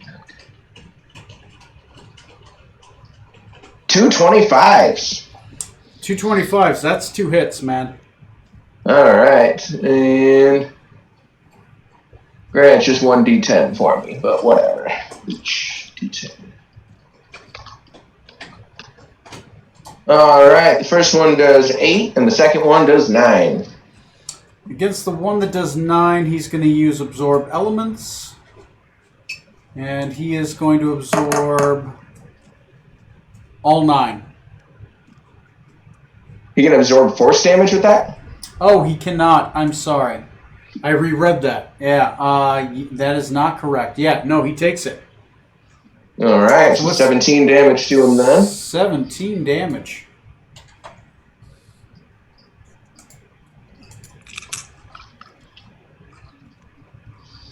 And bonus action, I don't have any good choices. That's it for me. Decadic. It's Decadic. Let's see. Well, if I'm in the ethereal plane, do I need to roll to come back, or do I just come back on my next turn automatically? You can choose to come back at the end of your turn. You roll to see if you stay in the ethereal. Okay. Trey, you're watching. They challenge the sword master to a fight. All right. I'll return to the material plane and using. Let's see here. How far up in the air is he? Oh, hell no. 20. You can also teleport 10 feet closer if you wanted. Okay, yeah, I'll teleport, 10 feet closer. Mm-hmm. And then I will cast... yeah, I'll get a little crazy. Can I cast Far Step to teleport up next to him and just try to take a swing at him on my way falling back down? Yeah, sure. I'm down with it. That sounds crazy. I'm down. So you give up concentration on your astral retreat, and instead you have Far Step now. So Yeah. Okay. Go ahead and make one Activate the attack. sword, immovable, right next to him. Hang in the air. Alright. I'm not next to Smoot, so I don't get that +2. Mm-hmm. Just normal attack. That's only 15. 15 is not going to hit. His sword flies and meets your blade. As it does, they strike each other, and you're... And it's a really cool anime moment until I start tumbling to the ground. Yeah, roll an acrobatics check. As you're falling, it's humming the entire way down to the ground. Alright. Oh. That acrobatics. That gets 6. I'll roll 3d6. Give me a second. Got a little dice roller on D&D Beyond. Your ankles aren't made for those falls. Nope. You're bird-like bones. You take 8 points of damage. Yee. And technically you're prone. Sorry. Who dares wins, right? Oh god, ow. Very good strike. Your footwork needs some work. Yeah, having no ground to stand on hurts that. Okay.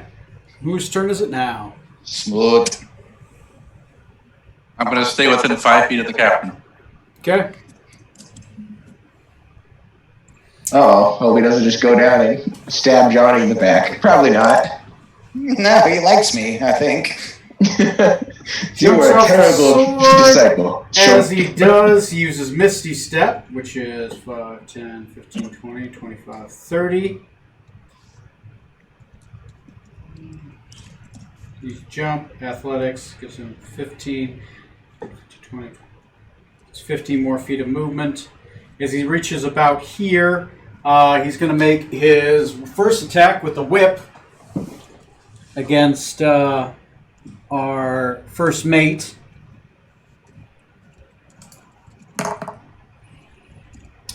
Ooh, that is a 28 to hit you. Oof. Yep. It's minimum damage, so you take 13 points of damage. Okay.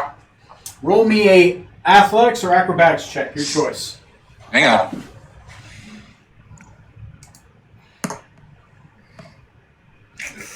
I rolled good, too. I gotta do the whole bookwork thing. So that's 49. And you said what check? Athletics or acrobatics. You get to choose since you're defending against. Athletics, since it's a +3. Okay. D20 +3 is 10. So as he reaches about here, he throws out his whip, he grabs you, and he pulls you 10 feet away. He Uh-oh. falls here, then he moves within 5 feet of the captain.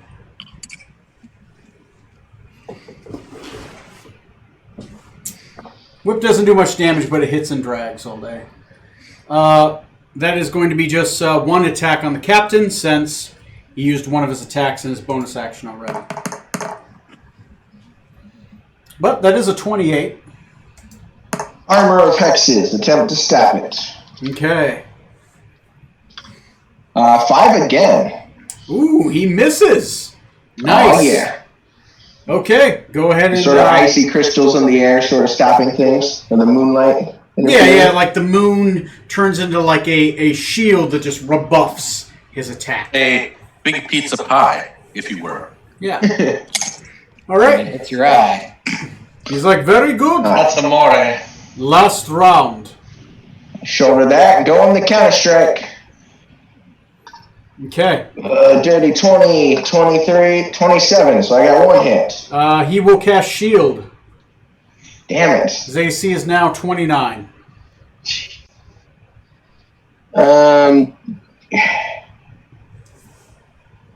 Yeah, I can't do anything against that, so that's it for me here.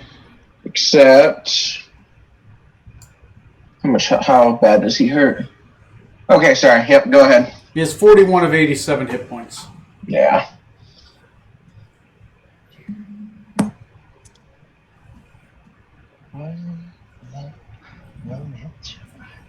Actually, move action I want to use and circle around him to where I'm within 10 feet of Smoot. Okay. There we go. Perfect. Okay. There you go.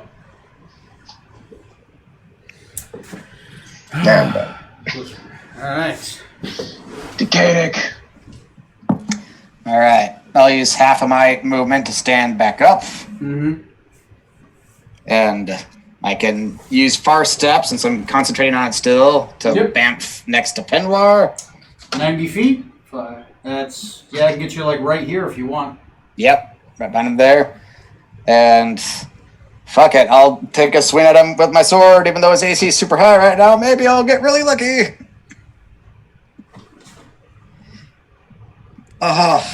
That's 28 to hit. Is that your +2 from flanking too? Oh, no, it's not. Holy shit, you actually hit.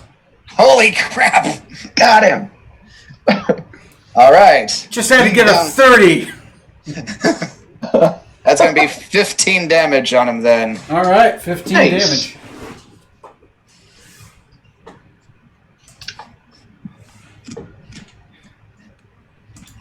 $26 of 87 hit points. Nice.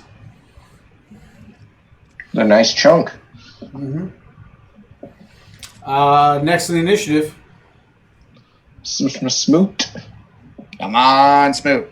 The enforcer. move me back within 5 feet of the captain. Okay. A little closer to the bad guy. Oh, yep. All right. Okay. And then 2 attacks. Dos ataquitos. That's a 26. Ooh, so close. And a 14. Oh. Okay. I have to crit to hit him right now. Yeah. That's the sword wizard build. High AC, shitty hit points. Okay. Back to his initiative. He says, well, you all did very, very well. And time seems to stop.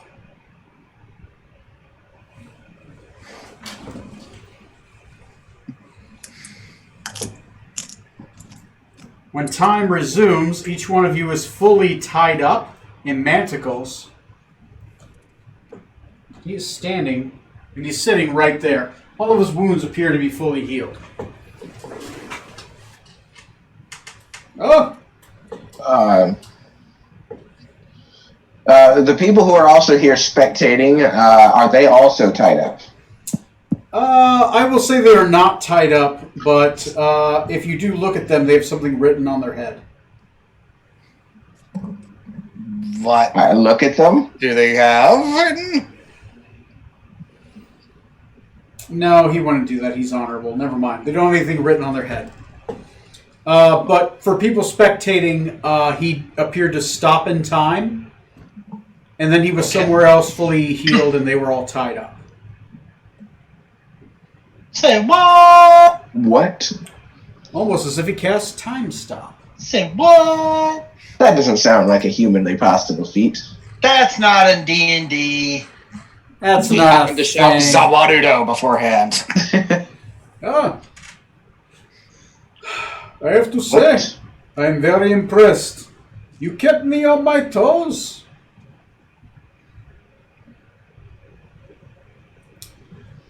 And the reason for this? The reason for that. Listen. Not everything is in the mind. You must be prepared for all things.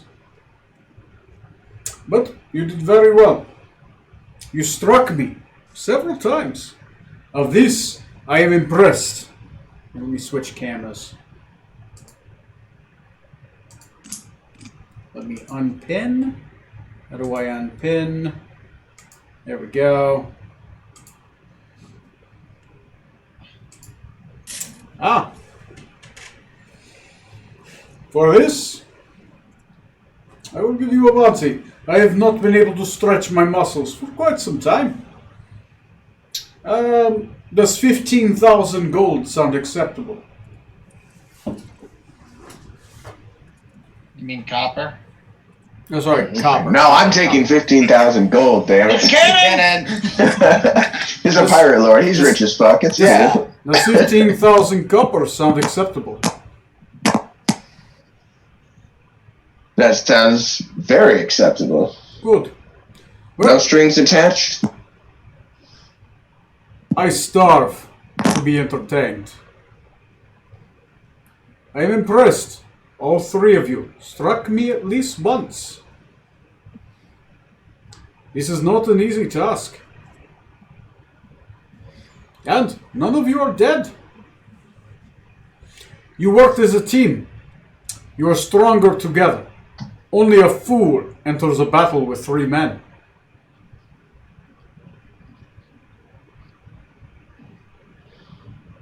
Who are willing to work together.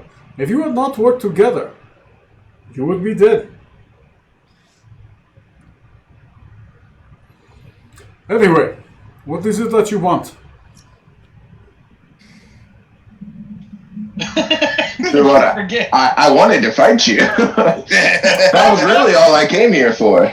Ah, But if it entertained you so much, we can always come back again later and see if we can take you down better next time. If you yearn for entertainment so dearly. I do yearn for entertainment. I am struck very little in my life. Sparring partners are difficult to find. There are few in this city, and only one who can best me. Speaking of such, I believe my guest wishes to speak with you. May I introduce Pirate Magi Lord Lopris? He gestures to the albino man. He's another pirate lord. Oh, he is the pirate lord of Freeport. Oh. He is el numero uno. What? And Praris attests that this man can beat him. So is he still willing to do the armor for me? He will walk up. As he does walk up, it's almost as if it's weird for him, as if he's stepping on land. And he says, "My master bids me welcome you to my city. You have done him a service, disposing of the abomination kraken that lived beneath our waters. When you return to my ship, when you return to your ship, you will find a gift upon its decks. A gift of Freeport for your service to us."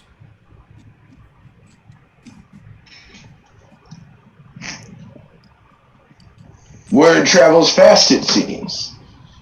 I'm glad that we have gained the attention of the pirate lord of Freeport. You have gained our attention. You have served the Azure Sea in more ways than you can imagine. Who is your master? Who's your master? It's a trap. Regardless, I present your bounty. It is on your ship. I wish your sails full. What else do you wish? Do you want?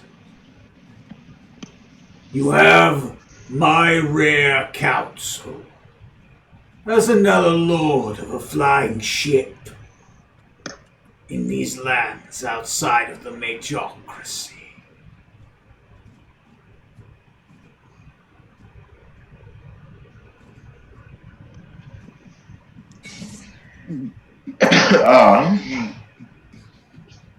Shit. Can he extend our warranty?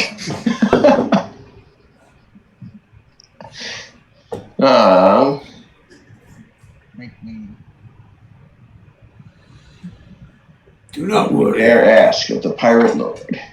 The Majocracy's laws do not extend to Freeport, only outside of it. We have an understanding here.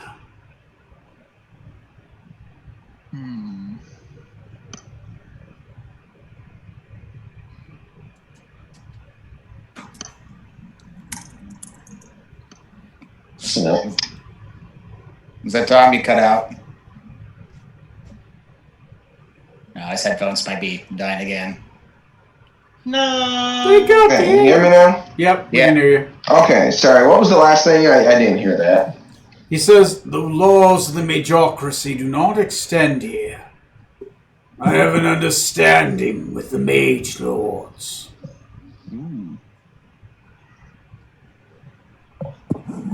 And do you have a good way to hide our ship so that the rest can't find it as easily?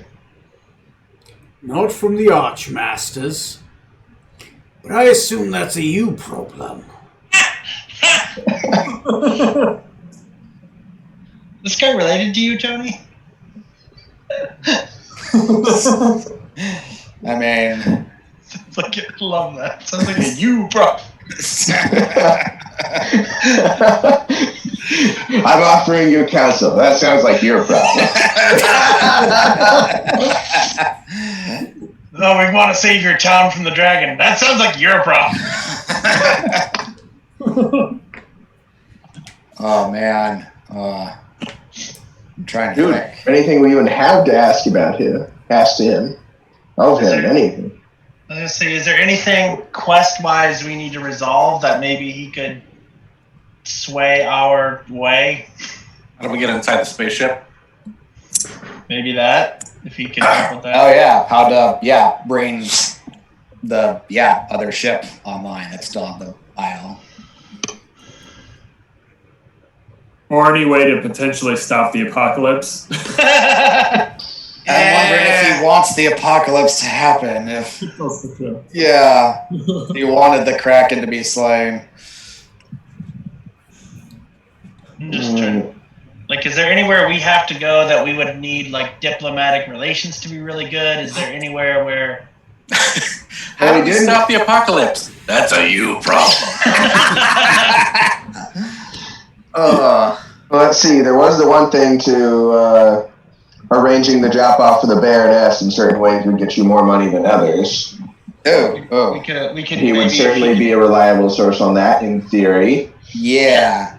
Especially. Go ahead and talk real quick. I gotta use the bathroom. I say If if we're keen to use his favor, which I think we should, that might be the best way to go. Is like, hey, smooth this transaction over for us so that we don't have to mess with anything. Yeah. Or is there some? Could he transport her there, or can he do something so maybe we don't even have to go there? We have to go to Rokugan anyway. Well, not to Rokugan. Oh, Forellis. I'm sorry. Yeah, I'm sorry. So We have to go there anyway. That is a good point, though. We are under no obligation to return her home. We can always just sell her. I mean, that sounds true. We could. That's on the way to the Summer King, though. We could ask him, because I think Forellis is supposed to be, like so many sessions ago, there's a guy who framed the kid in Chauncey Nickel Cloud, who's like a big bad mage dude, who apparently is hanging out in Forellis. Yes, he is. Could be a problem. Maybe he could help figure out like how to deal with him when we try to go there or something. Yeah, like anything that would smooth, just make it so we can drop off the Baronet and then get out of there. Yeah. Any objections to that sort of thing? Nope. Sounds good to me. We're just under contract to go to Rokugan.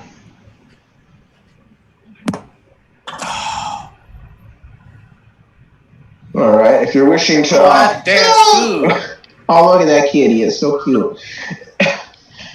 Well, if you're looking to offer us some sort of aid or counsel, we have a valuable passenger that we discovered on a shipwreck, and we're hoping to return her home. Wish to return the Baronet home. Indeed. Why do you know that? Wait a minute. You entered my city. I know everyone who enters our city. Does he have a scar? Yeah, right? He does not have a scar. He does not have a scar. At least one that's visible. If we look through it for, like, makeup, is there a bunch caked on his face or some mud? I'll give you that. He doesn't have a scar. It's on his butt. Give Scarlet 10 minutes, a bottle of oil, and a spoon. You know how they were feeding that Kraken a lot of aboleth eggs? Could feed a person.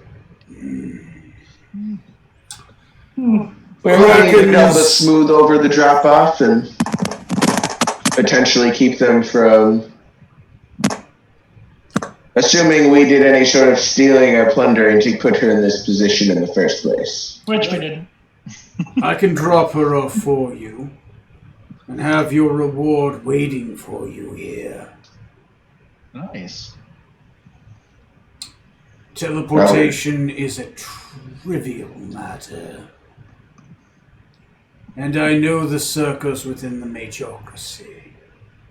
My contact, Mr. Nickelcloud, I'm sure would deposit her and give you the full reward.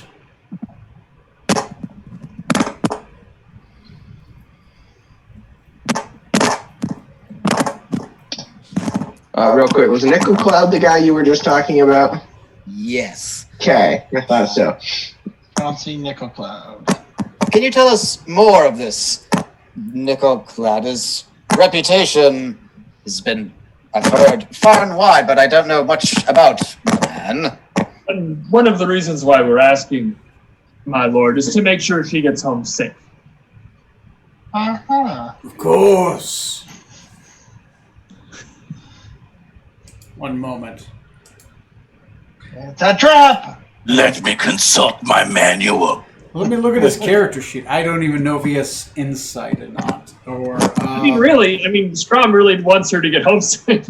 It's true. It is you're true. being legit. My As bad. does Smoot.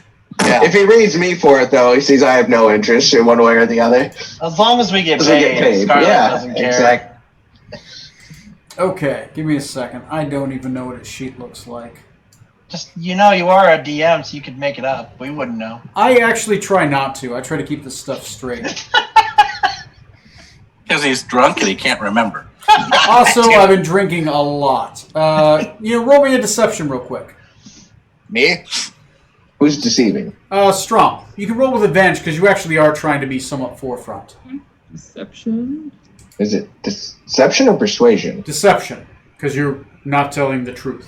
Ah, okay. Oh, that's right. Not the whole. Yeah. I mean, he does want her to get home safe and stuff. It is true, that's why I'm giving advantage, but...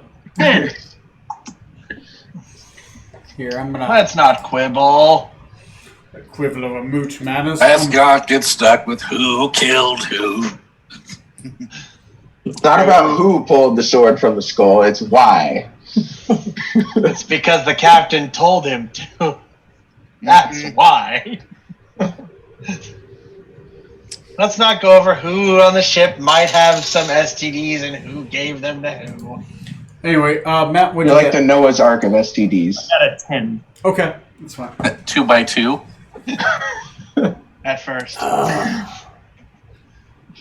You're speaking of Archmaster Chauncey Nickelcloud, Spy Master of Forellis, one of the most feared men throughout the realm. A man who commands assassins, spies, armies. A man who has the ear of King Quintilius the Bold. A man that has a 150 copper piece bounty from the Majocracy of Carthol on his head. Only 150? That's a really low bounty. Plus one dukedom and a fleet of ships. Whoa. So why the 150 copper? 1,000. You didn't say 1,000. 150,000. No, he said 150,000. Yes. Oh, I only ever heard 150. That's all I heard, too. 1,000 copper pieces. Yeah. And a tower of your own. A flying tower. 9 stories tall. In the 1,000 towers of Hembrook. I think we're in the wrong business. Yes, the man is wanted, but he is, he has his fingers in many, many things, but luckily he is a friend of Freeport. Oh. God damn it. Ow. It is rare. I have friends in Forellis and the Majocracy. Chauncey is known as the Great Betrayer, former headmaster of the Song of the Majocracy, who betrayed all and moved to Forellis, betraying its secrets. But I'm sure you've heard of him before. Mostly lies. His lies. Perhaps what I'm saying is a lie, except for the bounty. It's very true. It's in paper.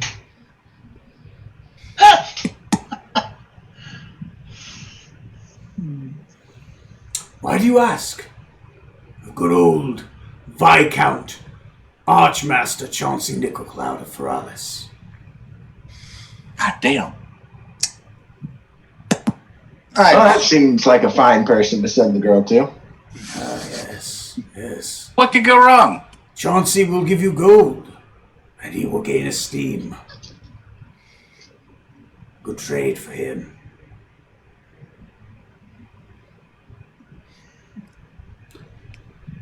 Present the girl to my tower. I will send her home. Whoa, hold on. I have to say, money's good, but if there's not any esteem either, we'll need some of that as well. Do you want esteem?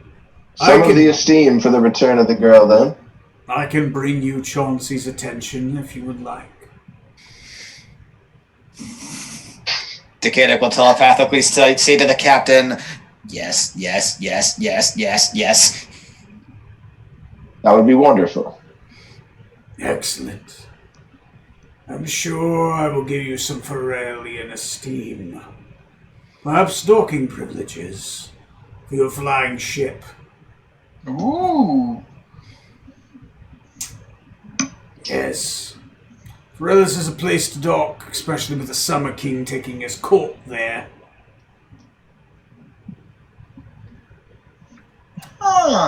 Mass murdering psychopath that he is.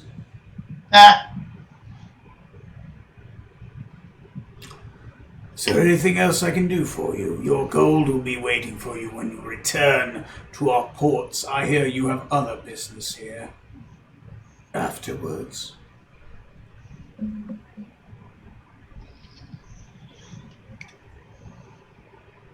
Not that I know of. I'm looking around. I have no idea. Someone else have? I mean, we'll come back to fight him again, yes. I've promised that already. Penwa. Well, perhaps he'll take you seriously next time. Whoa. I should be so lucky.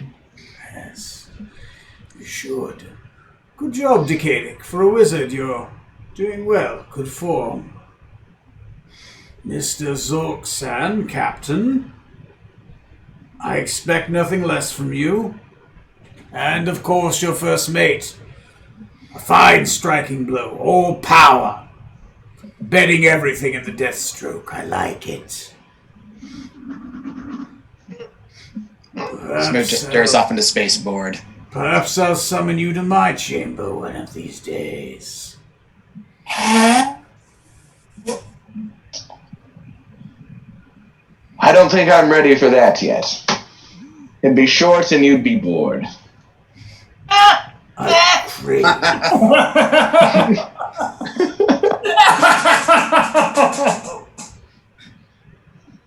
I expect great things from you. Perhaps next time it'll be a duel. Who knows? Benoit is an oddly lawful man. And he'll leave it at that. He just kind of looks at you with just dead eyes. No expression. So, can we get out of this yet, or will you let us out? Yeah, you guys can leave if you want. Dead eyes, no expression. Pemoir has a chest of gold, chest of copper waiting for you. Just checking, because unless I missed it, we were still sitting on the floor like manacles and stuff. Oh yeah, no, you're released. Pemoir will snap his fingers, and it's the knock spell. They release. I'd like one last word with Master Penwar, if I may. Of course. Master, with regards to your old friend, my father, he and I have not seen eye to eye. In recent memory, relations are strained. I have to try to reestablish contact with him. Have you anything I could share with him? Something from your shared past with him that could maybe pay attention to my outreach? You're trying to get contact with your father. Yes. It's been some time since I've spoken to him, and I have important matters to discuss if he will bother to listen to me.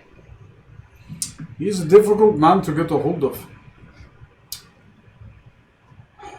With your brother gone, I would suspect your sister would be the gateway. But if you do wish to speak to the Red Razor, when the sun is at its apex, when its heat is at its highest moment, you will have 5 minutes. From Viseria, you will have to measure the time. It is a 10-minute window that he is communicatable. All else, shielded. That is very good to know. Thank you, Master. Your father is a good man. Judgeful. Arrogant. But strong. He has been fighting a war for a long time. A war within. Good luck. I will see you later. Your form needs work. On your feet. Spells are a tool. They are not the sword. Yes, Master. And Mr. Strom, Lord Samurai, good work, good work. Have you ever considered one blade might be quicker than two? It only takes one stroke of the sword to kill a man. Two is redundant. I will keep that in mind. Ah, yes. Keep it in mind, but not through your mind.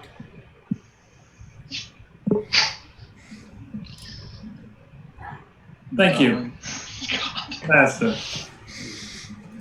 All right, he'll shove you guys off.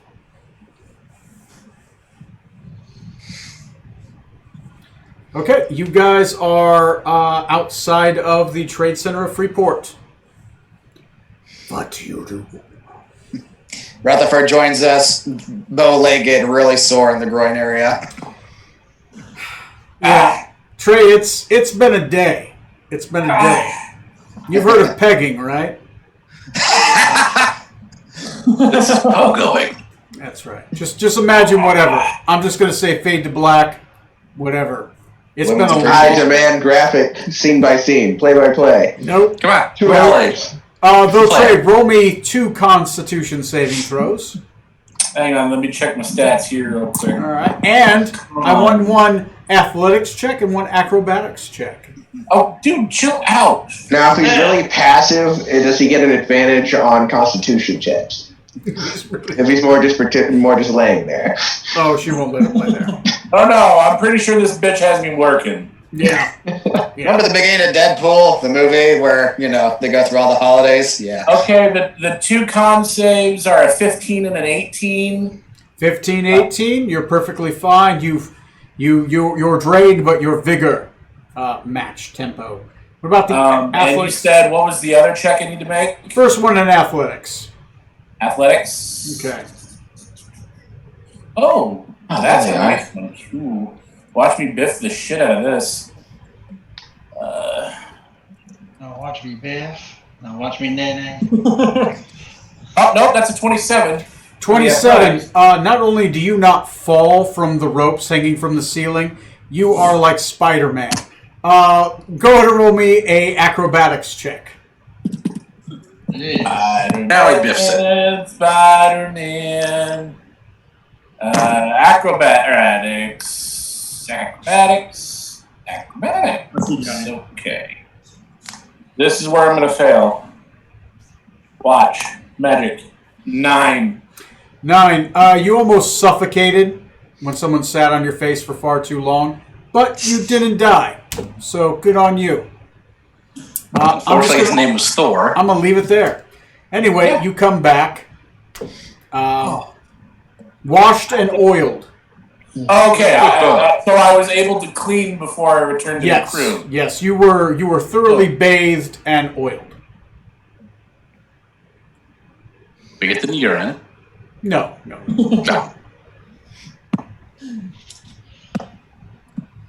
Okay. Everyone's walking out of the tower.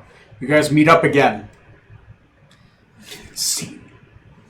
Well, now that we have a way to get the baronet off of our hands, suppose you should go give her the last of her caviar and cake and let her know what's to happen.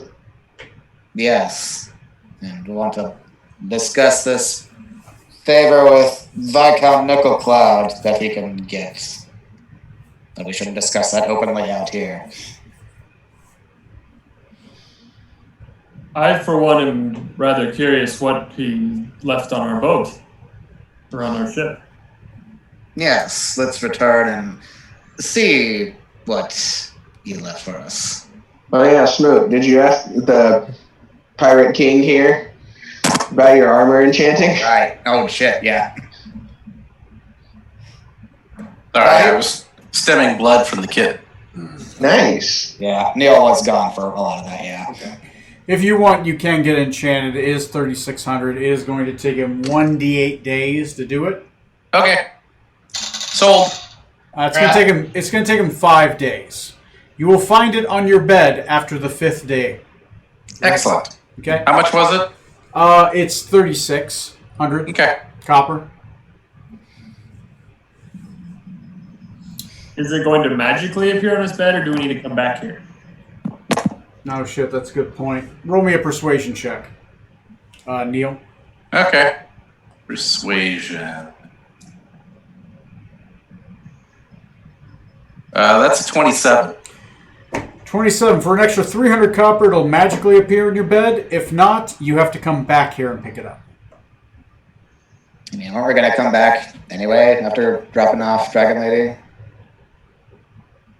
I mean, it's 300 copper. 300. What the hell? 300. All right, that's 4,000 copper pieces, and it will teleport on your bed. Like a service. Yep, I'm down to 4,264. You poor thing. I know. I'm almost bereft. Nice. That's only like 4 dead hookers. Come on. Whoa, Now you included the payment in families, right? Oh yeah. Well, it depends. High class, low class hooker. I was going like low tier here. I'm thinking mid-range. Mid range. That's 2 dead hookers. There you go. Jesus. That's how Or I'm gonna 4 hand dead out hookers loot. and a carriage. All right, you find a pile of gold. It's like 3 dead hookers in here. That's how Smoot measures gold amounts. Is there any other way? I had a very active childhood. All right, so you Go back guys to our ship and see what's on arrive there. back on the deck of the what's the ship called again? The Nostromo. The Nostromo. At this point, it is painted along the side. You guys had decided what the name was going to be during downtime, and you guys had that embedded upon the side, especially to overtake the previous name. Yes. What was the previous name? The tutor? Huh? The tutor? Yeah, something like that. That makes sense. Yeah. No, you're right. Yeah. So it's there, and upon your deck, you see a beautiful set of silver sails. Damn. Ooh. Like silver or like Magically silver. what? Like made of mercury. Whoa. What? Oh. Say that again? Like made of mercury. Toxic. So very He's trying to kill us all. These sails magically provide you a +1 bonus movement a day. Damn. When sailing. Alrighty. As the mercury sails perfectly fill in with the wind and expand, moving it in the proper direction. Dang. So this is our new warp car. Basically. Downside, it does give you a disadvantage to stealth checks during the day. with the ship. Probably shiny. They are reflective. Oh, We'll take And it. on top of the 15,000 copper from earlier. That was from Lanthus. Yeah. Yeah, that's on top. Okay. Anyway, I gotta use the bathroom real quick and talk about what you guys are gonna do. Go ahead and role play. What are you gonna do? Where are you gonna go next? Trey, you want to share up 15K? for the crew and everything. Yep. Yes, please. Give me 50,000. You said right? Yep. 15. 1,500. Come on, notice them up. On the way back to the ship, Decada talks to Strom. Was like, did you see that part where I like teleported in the air and then like tried to? I mean, I missed him, but it was like a real cool move, right? Like it seemed like it was really cool, right? It looked amazing. Right. I know. I like that could be maybe like a signature. Like if I get it right, maybe that could be like my signature move, right? Yeah. Yeah. You guys have that, right? That's right. It's like swordsmen, like they have like signature, right? Like I don't know much, but that seemed like it was a good idea, right? Yeah. It was great. It was a great idea. Strom, just say the word and I can knock him out for a few minutes if you need a break. I'll let you know. Oh, slip by my cabin later. We can continue to discuss Naked Tuesdays.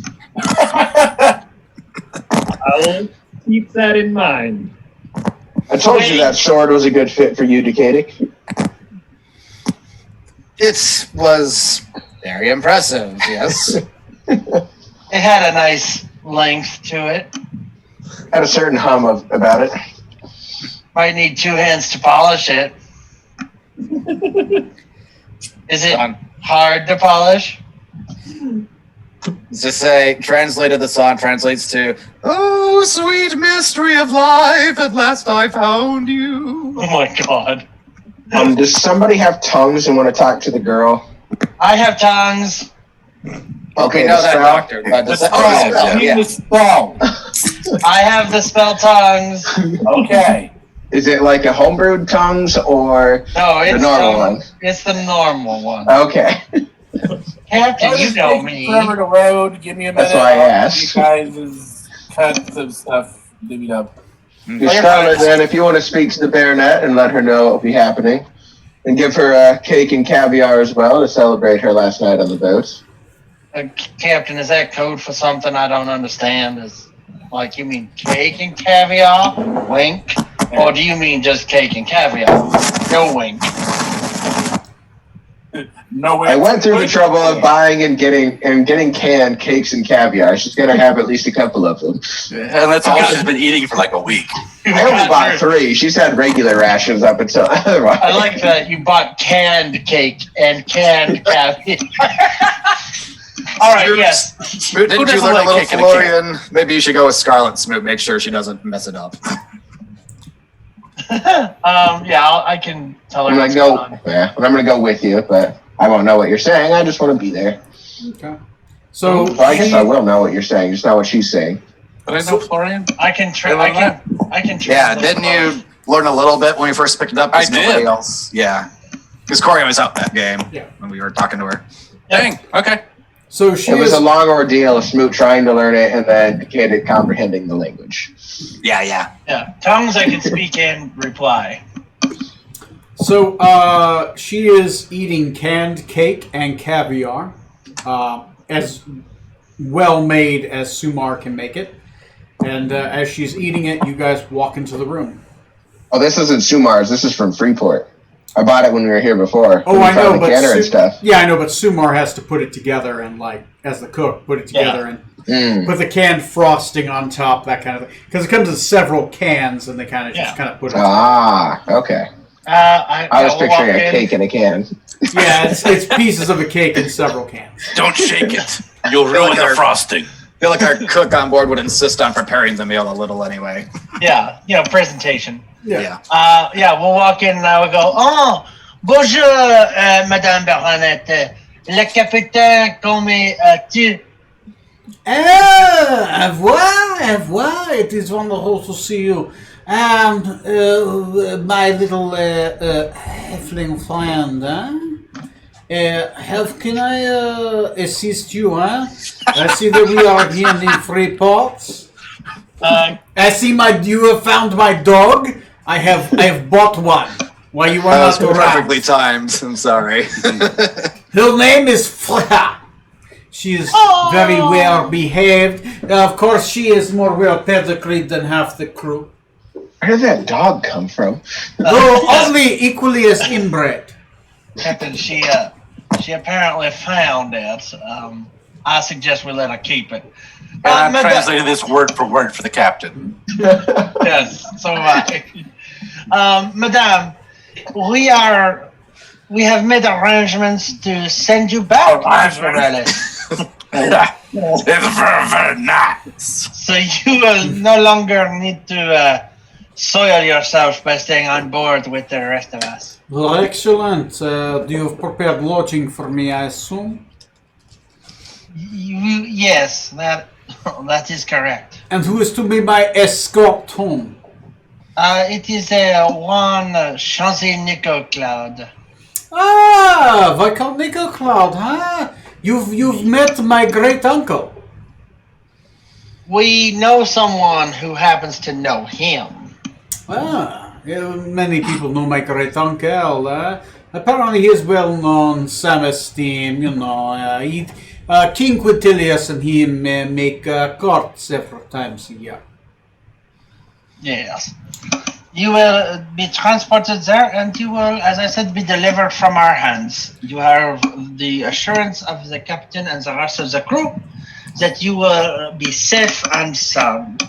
Well, thank you for your assistance in you helping the exalted empire for us.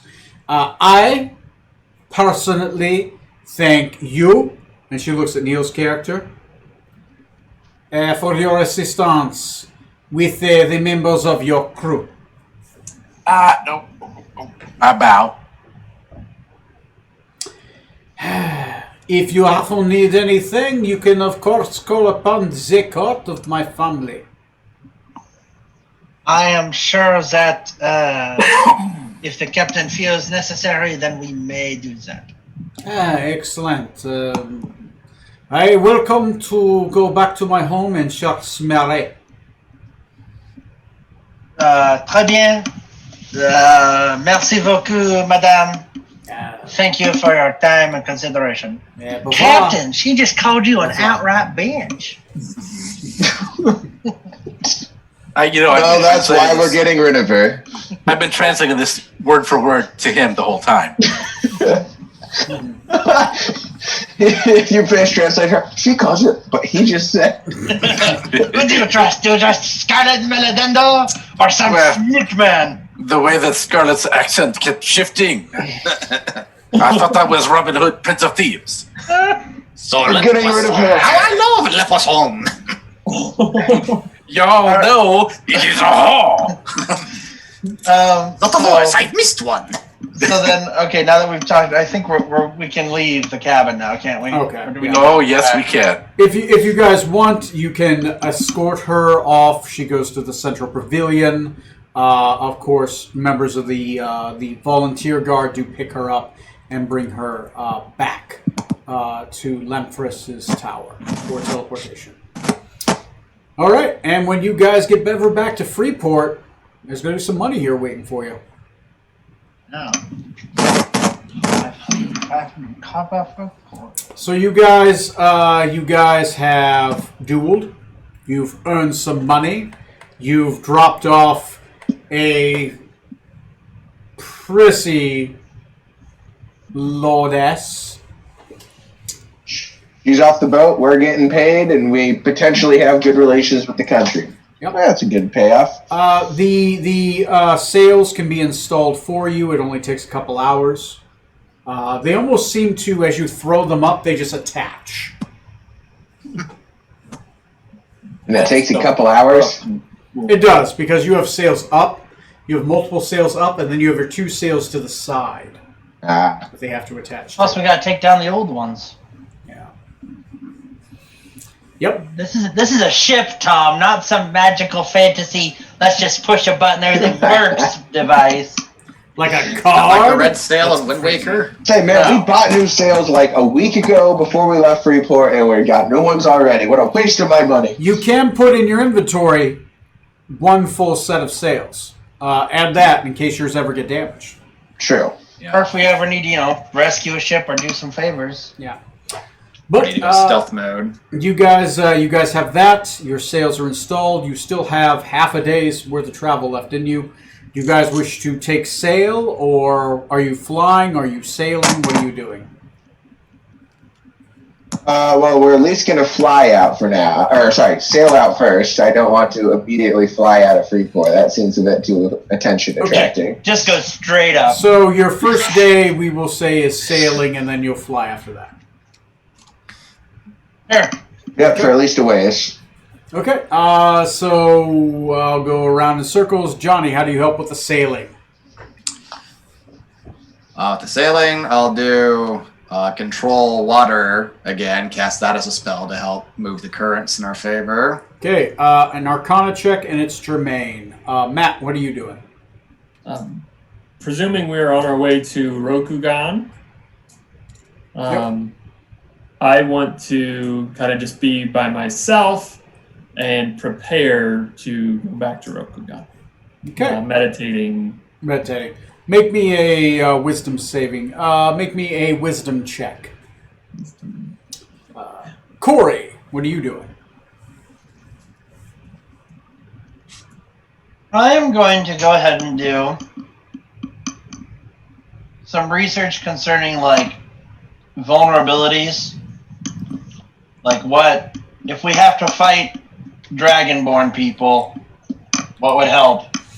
If we have to, deal with any illnesses or poisons like that from them. So roll me a medicine check. Neil, what are you doing? I'm going to use drive water vehicle to help drive the ship. Okay, that is intelligence plus dexterity plus proficiency, and it is germane. Tom, what are you doing? Navigation, then, in that case. Intelligence plus proficiency, and it is germane. Trey, what are you doing? How long is this trip taken? It's the rest of the half day. Oh, it's only a half day? Yeah, you guys use half your day doing other stuff. No, the whole trip won't take half a day to get there. Yeah, right, we're going all the way to Rokugan. It could take days, depending if you're flying or not. Okay, I think... Rutherford would probably be absolutely amazed at this ship, the Nostromo. And I think that he would...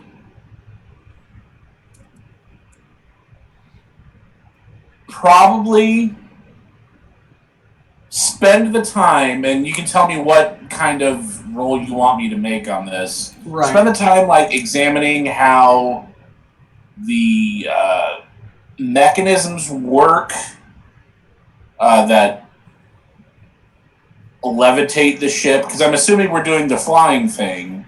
Not yet. Your first half a day, you're just trying to get out of eyesight. By ocean? By ocean. Yes. Yeah. You can still study the ship, though. The Maneka. Yeah, I think that's what he would do. He would study in detail, and I don't know if it's... It'd be intelligence plus proficiency water vehicles. Okay, and I'm pretty sure I'm pretty sure you're in proficient. water vehicles. I am proficient in water vehicles. Okay. So intelligence plus proficiency for your check. For that one. It's germane to it. Johnny, what'd you get? Not great. It was a 12 that I rolled. Yeah, 12. Okay, it's successful. Nice. Okay. Matt and Corey, I'll get to you guys separately. Neil, what'd you get? Dirty 20. Dirty 20, and it's germane.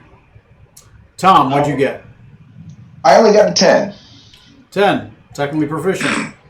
All right, that's 5 successes. Are you guys eating rations or fishing? Rations, we've got plenty. Rations, you got plenty, so that's +2 to your movement. Go ahead and roll a d6 D4, but you could add 2 to it. Because +1 for not eating rations, +1 for the sales. I missed. You met what? Oh, I see what you did. Damn it! How did I do it again? I don't know. Someone else, I give up. Do a minus or a pound symbol. There. There you go. Oh my 3. God, Tom. It's too much pressure. 3 total, so you rolled a 1. Yep. Yep. That's fine. You still make it 90 miles. These sails fill. They just absolutely fill with the max amount. They will even bend and turn, but then still push the ship in the proper direction. So they like Mercury, they fit to the air and fill up like a balloon, but still push in the direction you need them to go. All right. So you guys move 3 hexes. Matt, what'd you get? I got an 8. 8. Okay. You're definitely making. You're getting ready mentally, right? You're thinking about the samurai. You're thinking about the city of Joso. You're thinking about your interactions with Yojimbo. You do make progress, but you do get some PTSD flashes, right? As you think about oh God, I keep butchering your mentor's name. What is his name? Jokimbo? Jokimbo. I keep trying to say the other one. Jokimbo. As you think of Jokimbo, instead you start thinking of his father. Oh, sorry. So that's my master, not the Lord. Or were you talking about the Lord? No, your master. Okay. Jokimbo is your lord. But you start thinking about, as you're seeing Jokimbo die, you start thinking about his father. Farsikan Kerthrinol. Farsikan and his disappointed face. When covered in blood, trudging through the dead bodies of the fallen, that you are the only one alive and his son is dead. The disappointed face on the red dragonborn, first of the 47. And it kind of shakes you a little bit, and it shakes you from your meditation. You were making it there, but then it just shook you. Corey. 23. 23. Yeah, Dragonborn naturally do regenerate, much like Lizard and Dragon. They are naturally resistant to their element, and generally when they're being healed, they have to be healed in accordance with their nature, right? Generally, Black Dragonborn need to be in like a swampy environment to heal the best. Dragon need to be in the hot heat, humid, dry temperatures. Green, lush green environments, preferably touching soil. Blue, preferably in waters, etc., etc.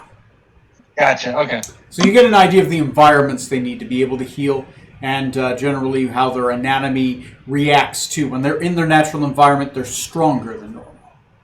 Gotcha. Trey. I got a 19 on my roll. Mm-hmm. So, for that... Intelligence plus proficiency. Yeah, I got a 19. Oh, 19 in total. I'm sorry, I thought you meant you rolled. Yes. Yes, 19. One thing does stick out to you. You have a little trouble getting through into the engine room, but you want to look at the physical mechanisms. On each side, like a wing that is sheathed like a sword, there are 2 sails. They are brought into the body of the ship and covered, where there are small portholes where they can come out of, much like anchors, right? They are wings that kind of come out of the side, and as they do, the sails are attached to them and unfurl like giant wings when the ship begins to float. Thus, it can catch wind from the back and through behind it. They'll project it forward. So not all the air is coming from the top, which would probably cause the ship to spiral and spin. It kind of moves like an arrow gliding through the air. And that there is a tail that does distend outward from the back, because it doesn't use a traditional steering mechanism. It doesn't use a rudder. It says it uses kind of like this weird air rudder in the back. Outside of that, it appears like a normal ship, except it has two that extend out from the side, kind of in an angle, and one from the back to help control the wind. And you think it's kind of fascinating that it just depends on air movement, much like a ship. So it's very germane to your knowledge, but that it's meant to catch air from all directions instead of just the top, and depending on top only push forward movement. Oh. Okay. What does catch your attention, though, is you notice little chains inside the ship, right? The ship walls are much like a normal drywall, right, where there's a space. So there's two layers of wood, and in between them, there appears to be this interesting chain that winds all the way around the ship. I wonder what that's for. It's interesting. You haven't gone to the engine room yet, but you do notice that if you look between planks, there is a very strong glowing chain on the inseam between these two plank walls. All right. That is 1 day's worth of travel. It is a new morn. Everyone roll me a d12. No modifiers or anything? Nope, no modifiers. Let's see if you guys match me on my d12. Because that can still happen. Master Penoir appears. Ready for the rematch now. No, yes. We'll be right back. Yep.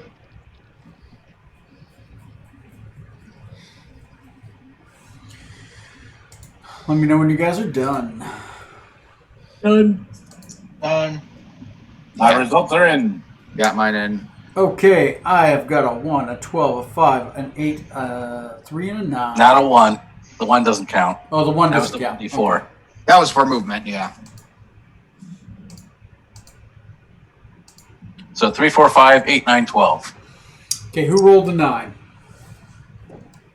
That was me. Johnny, roll me again. Roll me a D4.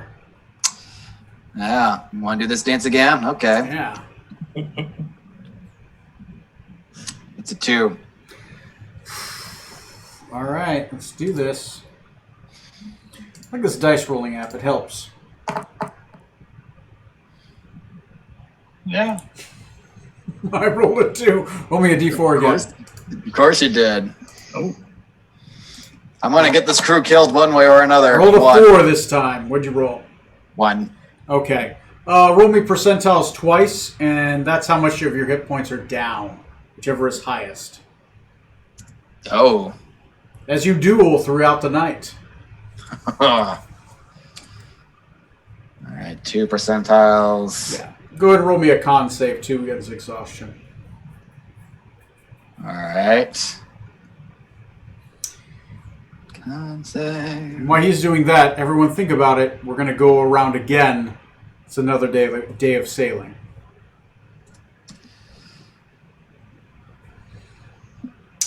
This time, I'm going to start with...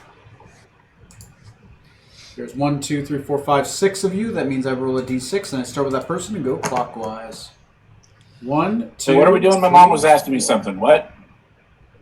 On Facebook. What were we doing? Johnny's getting assed up in his dreams. Oh, I'm not there. Cool.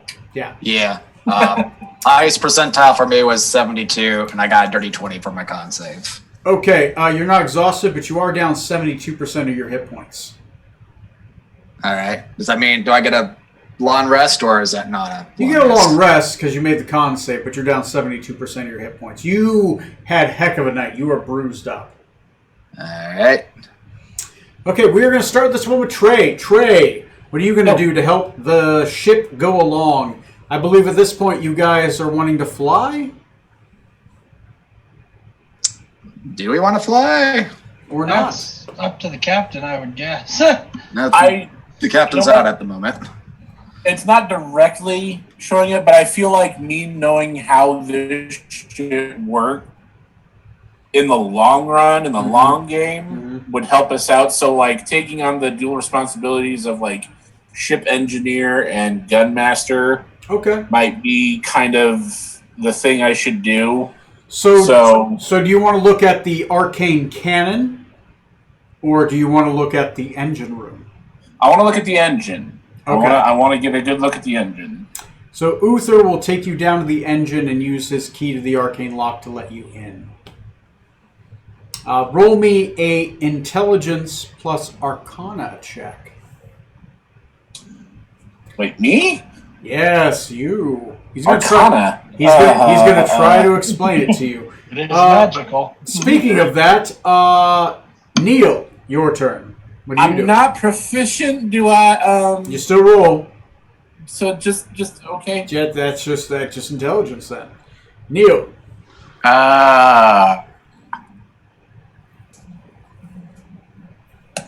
Nature for wins? Okay.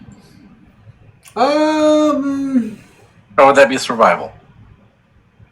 Survival, I think. Okay. Yeah, survival. Not proficient. Okay.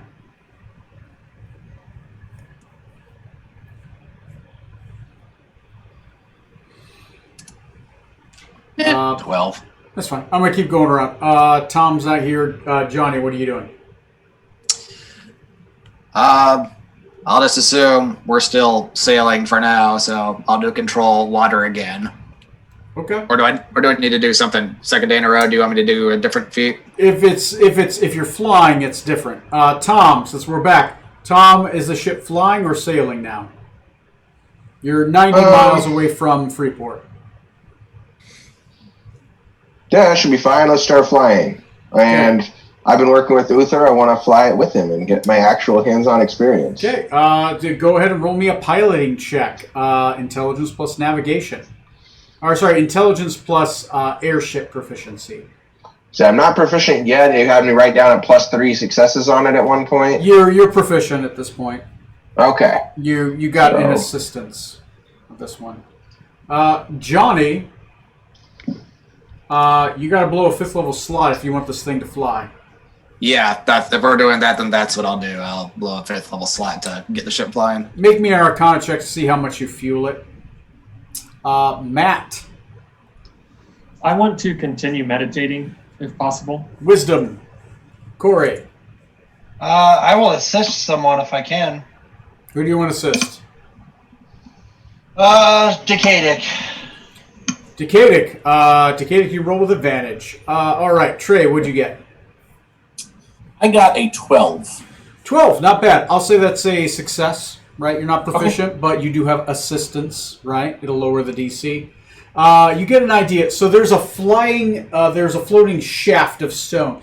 As soon as Decadic pushes magical energy into it, it begins to lift and float, and the entirety of the boat begins to lift and float with it. There are 12 chains that extend from it, each that begin to glow with magical energy. They extend into the walls between the planks and wrap around the ship. It is explained to you that anything that touches those chains also begins to float. So if you touch this rock, you begin to become weightless yourself. Okay. Thus, the ship is a magical piece of stone, and the chains extend its ability as it touches throughout the ship to make the ship lift and float, and it is the physical wind that pushes the ship along. Gotcha, okay. So you kind of get an understanding of how the ship operates. So you think if those chains were damaged, that it would probably cause the ship to become off kilter or lose its balance, as parts of it would become to stop floating. Now, am I able to understand how the ship elevates even higher or drops in elevation as more magic pumped into that stone to give it more lift, or like taken away from it in order to get it to, lower in elevation? Altitude. With a 12, you're uncertain, but with further checks and investigation, you might learn that. Okay. Just so you know, probably that's what's going to happen for a while, since other people have got piloting the ship. I'm going to be spending all of my time trying to learn how the ship works. Yeah. Keep that in mind. You guys might be doing this for the next couple days worth of travel. Okay. Neil, what was your total? 12. 12. Which one were you doing again? Survival for wins. Survival for wins. That's enough. It's a success. You are able to help catch some wins. Tom, what's your piloting check? 19. 19. That's germane and good. There we go. You definitely are able to pilot the ship fairly well for the day. Johnny, what do you got? I got, with advantage, I got 25. 25. Shit. And that's half germane. You are able to fuel it, and go ahead and roll me a d4. If you roll a 4, you can give 2 charges instead of 1. Ew. All right. Ooh. Aha! That's 2 charges, baby. 2 charges. The ship has 2 charges. It burned 1, so you have 1 day worth of charges extra. Matt. I got a 5 this time. Go ahead and take an 18, Matt, with my portent. Okay. 18. 18. You succeed. Go ahead and put 1 success towards wisdom. Okay. I have a certain range in mind. Okay. Okay, and Corey assisted. Okay. Since you guys are flying, it's double. Go ahead and roll me 2d4 plus 2.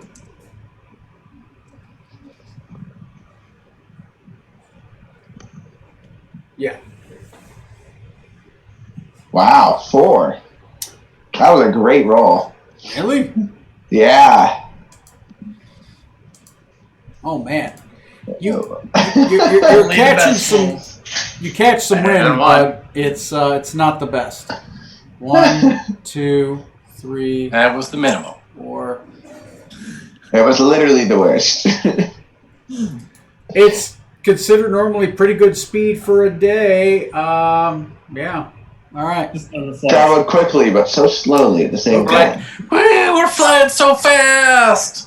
All right. It's our Tom. first time on our ship. It seems fast. Tom, it starts with you. If you know what you're going to do off our previous conversations, go ahead and roll.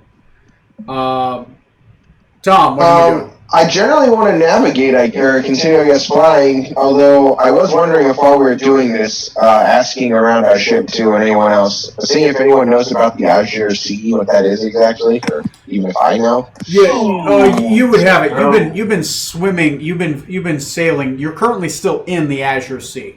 Okay. I wasn't sure if the way he referenced that, if it was more to something else, basically. So yeah, there are a lot of seas. There's keep like flying. the Sea of Thebe, the Maelstrom Sea, the Azure Sea, the Fathomless Sea, the Silent Sea, the Sea of Adolis, the Sea of Desna, and the Stagnian Sea. Oh, and the Sea of Huja are the seas. Okay. Okay. So flying, I got a 24. 24. That's some successes. Johnny, what are you doing and what you get? Well, since we had that extra charge to get us through this day, rather than actively helping with the ship, Decadic's gonna wait until the middle of the day when the sun's at its apex and attempt to phone home to Daddy. Roll me a intelligence check to see if you can get the timing right. Okay. If you have the perfect memory merit, you get a +5 to the check. I don't, sadly. But my intelligence is pretty good nonetheless. That's a 19. 19, you do get it. What 25 words do you pick? Can you come back to me while I think about it? I will. Matt, what are you doing? I rolled a 4 again for trying to meditate. 4. The face haunts you. The face haunts you. The face of his father just haunts you. You just see him dead in the ground. Every time it's almost like it is a traumatic trigger for you. Every time you try to meditate, every time your mind seems to be quiet, you seem to be drawn back to that battlefield. You had maybe 5 friends in the world at that time, and all of them died there. Corey, what are you doing? I'm going to do a performance check to persuade, or no.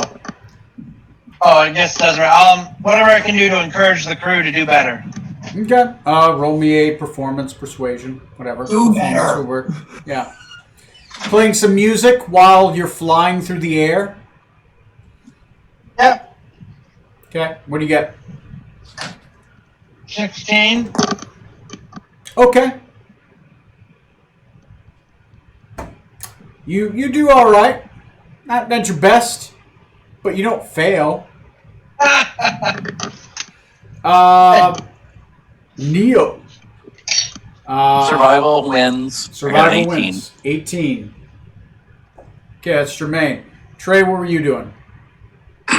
Checking the engine. Oh, we already did that, didn't we? Well, Or is this this is the new roll. Isn't New it? roll. Okay, yes, go ahead. So roll a 1 Okay. plus 2 makes it 3. You're stumped. Floating rock. At least at this point, you just seem to be stumped. You're staring at this floating rock all day. And the only thing you How think of does is that rock float? I don't fucking get it. like you try standing under the rock, you try climbing over the rock, you try touching the chains, you try talking to the rock. At one point, you try putting your head to the rock to see if you could communicate with the rock. Tell me your secrets, rock! At one point, you headbutt the rock. He wants to rock. So there we go. That is exceptionally good successes. Roll me 2d4 plus 3 for the day.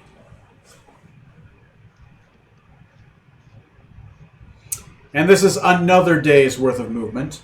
So I believe we are currently on the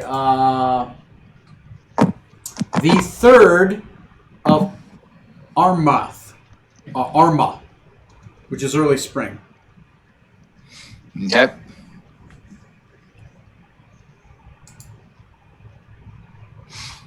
Which means it has now been officially 1 year since our crew first set sail. Okay.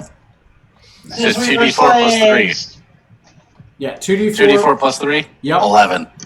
Holy shit, you guys catch some fucking wind. I'm going to move you 11 hexes toward your destination. Do you guys want to fly overland or over sea? Captain, what do we do? Exactly. Rokugan is. Sorry, I'm trying to find it on that World Forge map again. Yeah, Slash where we you can are. you can click on the Land of our Enterprise enemy. to see your current location if you want. Make sure you get the proper filters equipped. All right, so let's see. So we're there. Yep. I thought we'd be a lot further than that. Okay. No, you guys only moved 4 hexes. Where we are. Wait, where's Rokugan then? I guess that's a better question. Where am I headed? You know where the hit your borders. do you know where Berilia is? Oh, borders. Okay, there we go. That'll help a There lot. you go. So that was the one I wasn't using. Okay. Yeah, it's pretty big. And if you Dragon want, shape you're heading towards Joso, so if you hit cities and towns, Joso will pop up.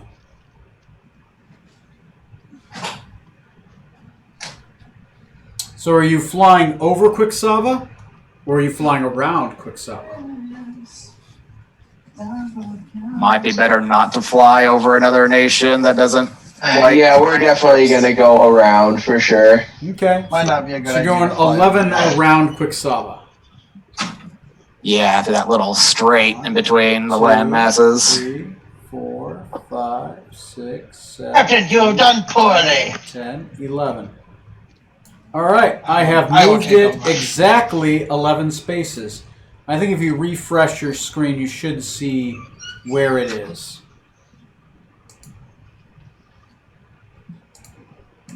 Okay.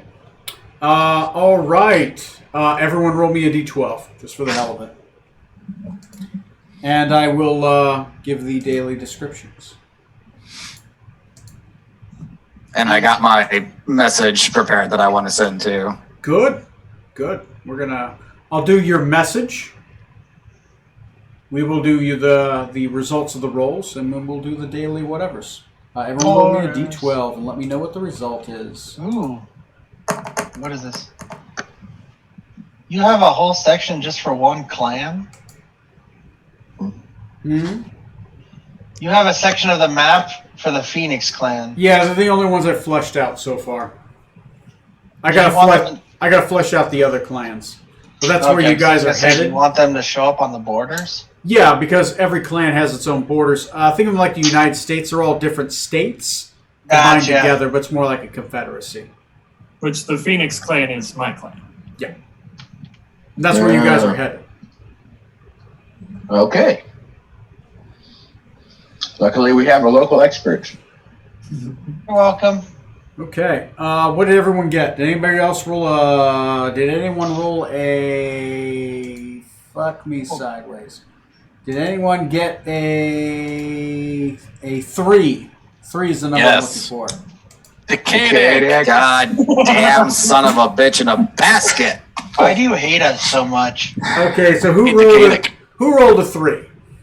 Decadic. I did. Oh, son of a bitch. Roll me a d10. A D10? D10. Great.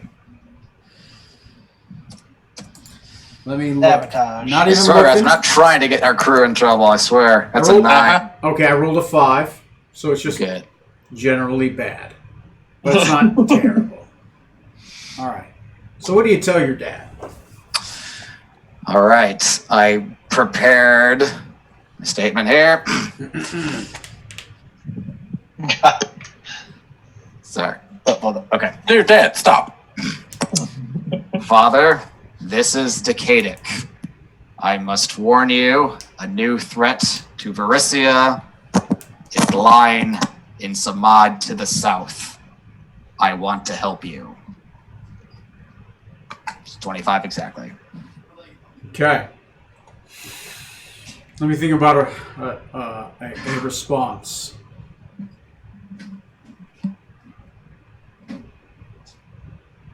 Boy. Sorry. I'm box text.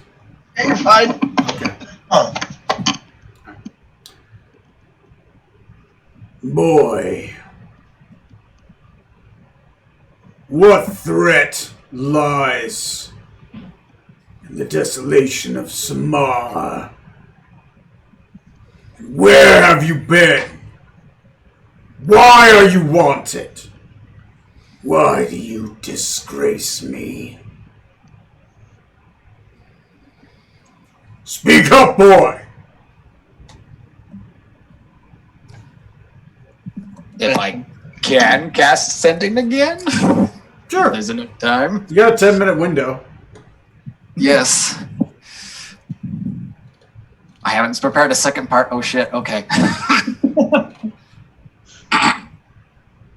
I can't speak long. A Draco Lich is residing in Samad. I am traveling to clear my name.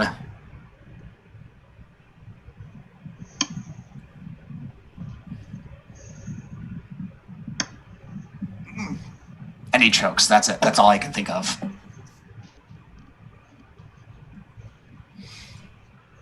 Boy, try my patience.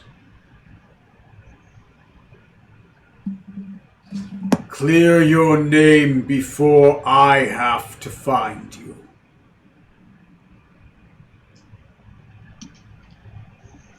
Relations are difficult. You are wanted. Nickel Cloud is pulling strings.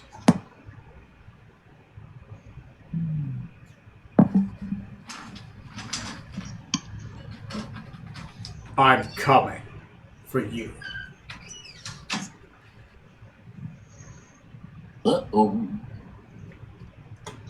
And with that, Decadic will just sulk in his room for the rest of the day. All right. Who else had something before I resolve? I think that was... Okay.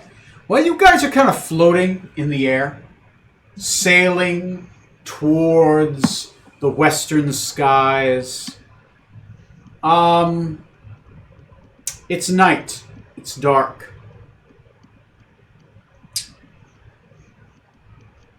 And suddenly, it's no longer night. It's like it's day. You turn around, and there is a rising, what appears to be the light of a rising sun behind you. It is bright. Looking at it hurts the eyes. It lasts for about 30 seconds. A light so bright on the eastern horizon, far, far in the distance. And then the light is gone. And it's dropped a dark nuke. again.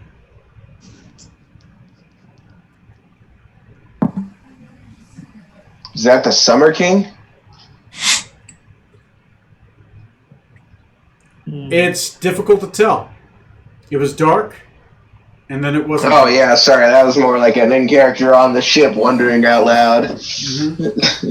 Anyway, feel free, role play a little bit, and then we can go to the next day if you want. Let me know when.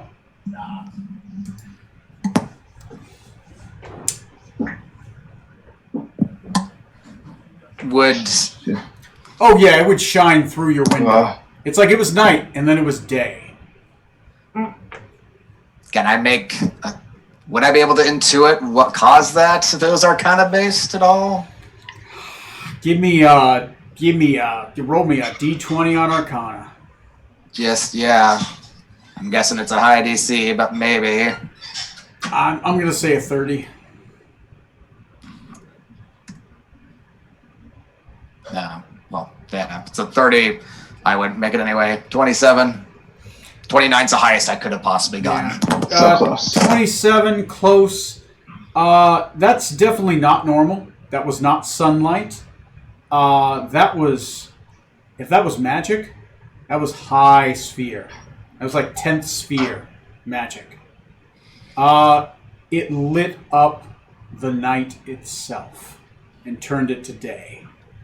It was a glowing thing. The only description you've ever had of something like that itself was when the Summer King rained fire down on every major city on the eastern coast for 2 days straight, wiping out the inhabitants and stopping all war for the last 70 years, on threat of him doing it again. Essentially, 70 years ago, he dropped to Hiroshima. A lot. And The everyone... Summer Knight or King? The Summer King, yes. Essentially a Fey demigod. He resides in Forellis in the Illidan Forest, where he resides. He is the opposing force to the Court of Mithras. He's equivalent to Superman, if that makes sense. Yeah. I'll relay my suspicions to the crew and the captain.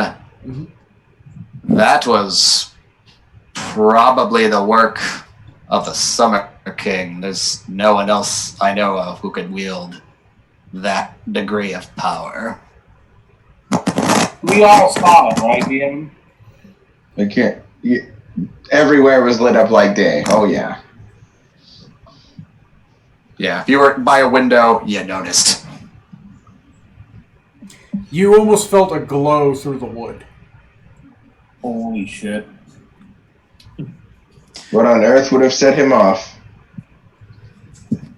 He is Or maybe he met Zardon already.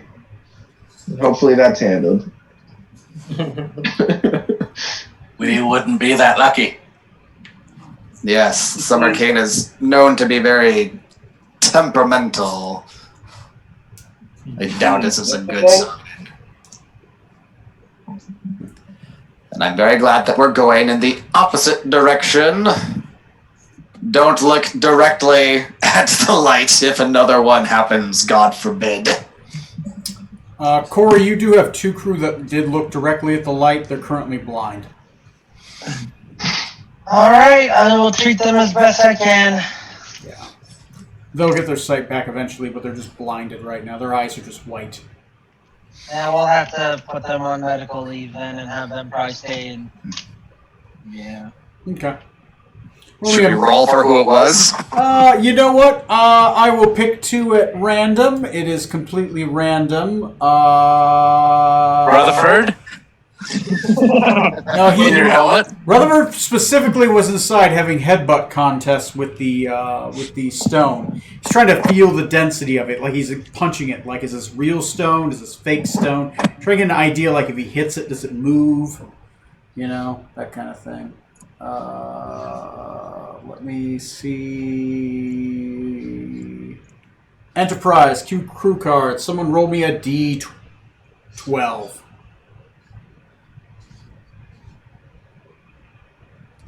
Horn. It's Mecob and Grimblast. Ah! Yes. Stay close, me cop. I can't see! It was night! And then it wasn't night! And now it's night again! I think...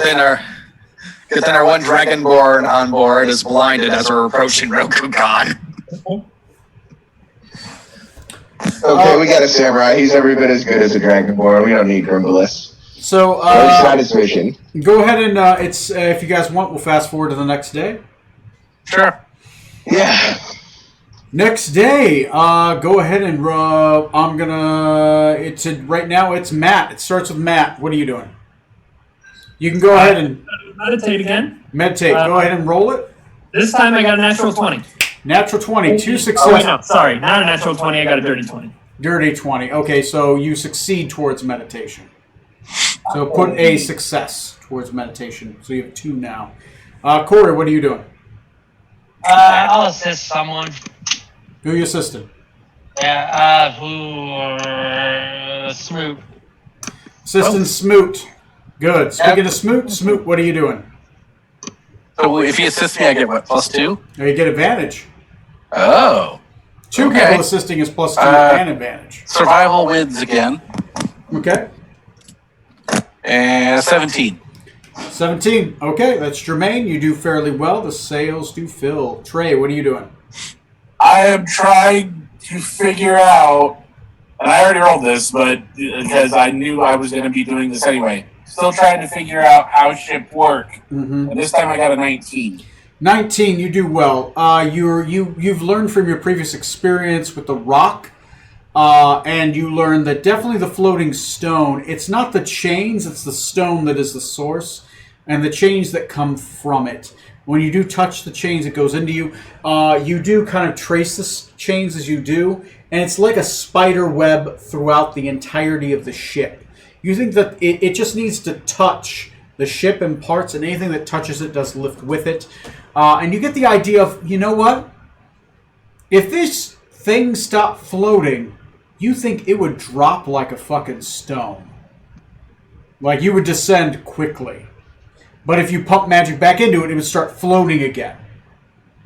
Also with the 19, you do think if you pump extra magic into it, you might be able to get more height. Maybe even expending an extra charge might give you extra speed for a short period of time. But that would require a wizard just dumping magical energy into this thing to just overcook the engine. Okay. But you think both are possible. Both stopping and accelerating the flow of magic might increase or severely decrease its speed. About high up off the deck are we? How high up off the water are we? High up off the water, how high do you want to be? Well, how high are we up now? I'll say you get to about 1,000 feet before the air starts to get thin. Okay, so that's about where we're at. Yeah. Damn. Okay, that's a good height. And another thing that Rutherford would definitely want to make sure of is looking at the controls. Is there, like, almost a stick where you can, like, nose down or nose up? and it'll go up and down, or is it just Yes. pretty much you set the height you want to be at? It's exactly like a piloting oars in a plane. Literally, it's Like a B-17 bomber or something like that? turn left, turn right, push down, push up.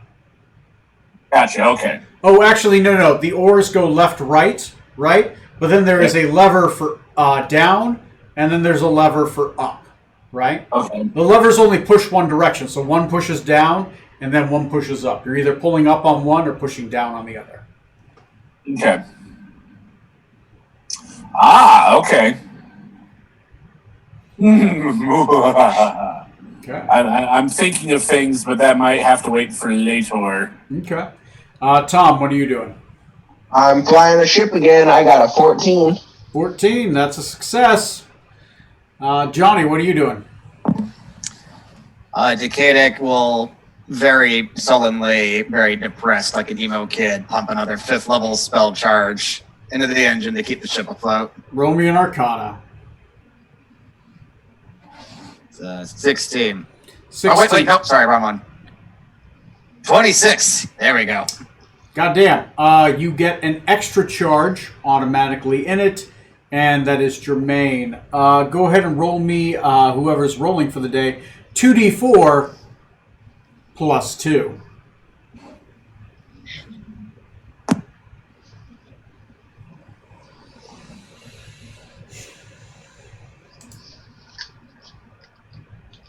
And you guys are now on the 4th. How did I do it again? Another 4. Guys, I can't do this. I got another minimum roll on that. Smoot, time to mutiny now. It's a sign. Yeah. Okay, it's 3 days so far, but you're still doing pretty darn good. All right. Everyone roll me a d12. It's nothing terrible, but let's just see if anyone gets anything special. Look, Tony, we know how this is going to go down. Let's not pretend. Well, my number is an 8, so you got to roll an 8. Okay. Did not. Can't even roll an 8. I mean, my God.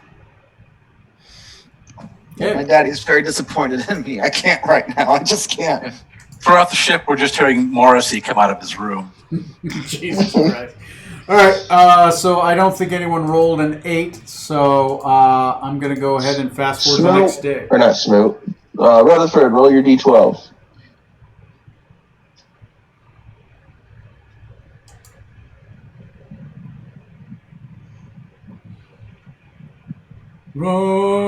Rutherford. He froze. Oh, is he frozen? No, he's moving. Oh, Never no. mind. Trey, roll a d12. Yes. Don't roll an 8. Okay, roll an 11. 11. The night passes by unencumbered. It is the 4th day, so it's the 4th.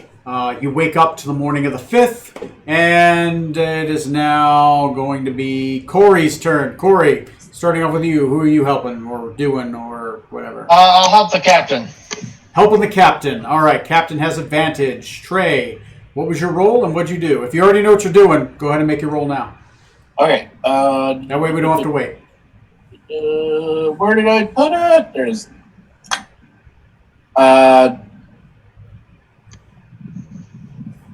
I would be examining more of the same.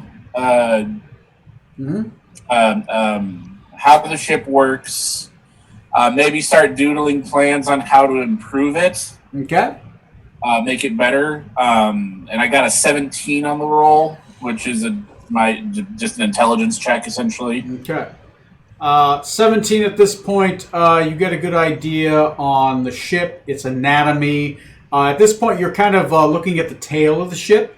You're kind of you're interested at this wind rudder, right? It's a T-shaped rudder. You've never seen this kind of thing before, and how it kind of like the back end moves, and it just seems to shift the entirety of the ship. That anything on the extremes of the ship, both the front or the tail, really like both have to turn at once to control the way that it turns.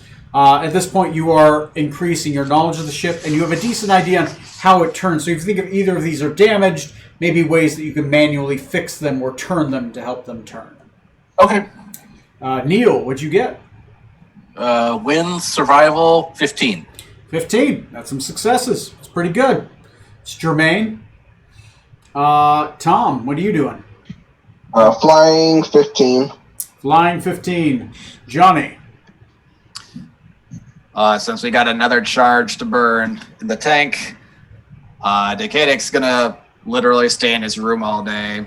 Mm-hmm. And I do have still, I have a bunch of books that I picked up so long ago that I, read some of a bit. Mm-hmm. And I think there's 25 of those left still that I haven't read if I can spend the day just, reading through one of those. Sure. Roll me an intelligence check.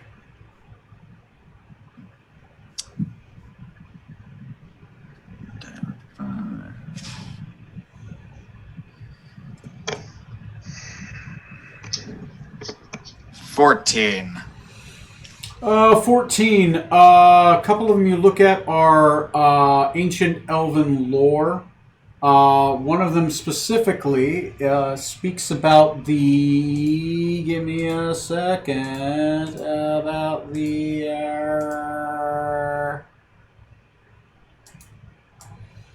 One of them specifically talks about one of the tombs of Burn. It's called the Tomb of Light. This tomb, it talks about how this tomb, how the person entombed inside of it wished to be resurrected at a later point in life and actually decided to die early so that they can be resurrected many thousands of years in the future. And it's rumored that inside their tomb they have true resurrection scrolls. I see. Which is a 9th level spell. Normally requires a piece of material worth 25,000 copper, unless it's a scroll. In which case, it's already paid. There might be multiples in this tomb. Each of those alone is worth 35,000 copper pieces. If only someone was brave enough to go liberate them from the tomb. The Decadic's not even just thrilled. He's just oh yeah, that's interesting. Okay. Mope reading. More Morrissey. Myself today. Matt. If I could feel. I tried to meditate again and got a 4 again. We're just a sad crew right now. At this point, it's almost traumatic. You are having PTSD every day. You sit there, you are earnestly spending your entire day trying to meditate. And all you can see is the dead face of all your friends. You know? Are you rolling a hashtag D something, or are you just rolling hashtag 4? It kind of seems that way. All right. Okay, you guys did pretty good. I need 2d4 plus... what'd you get? 2... I'm going to say 2d4 plus 1 on this one. Sorry, guys. You guys are eating rations, but you didn't do great. I think altogether it was 4 successes of the 5 7. you needed. 7?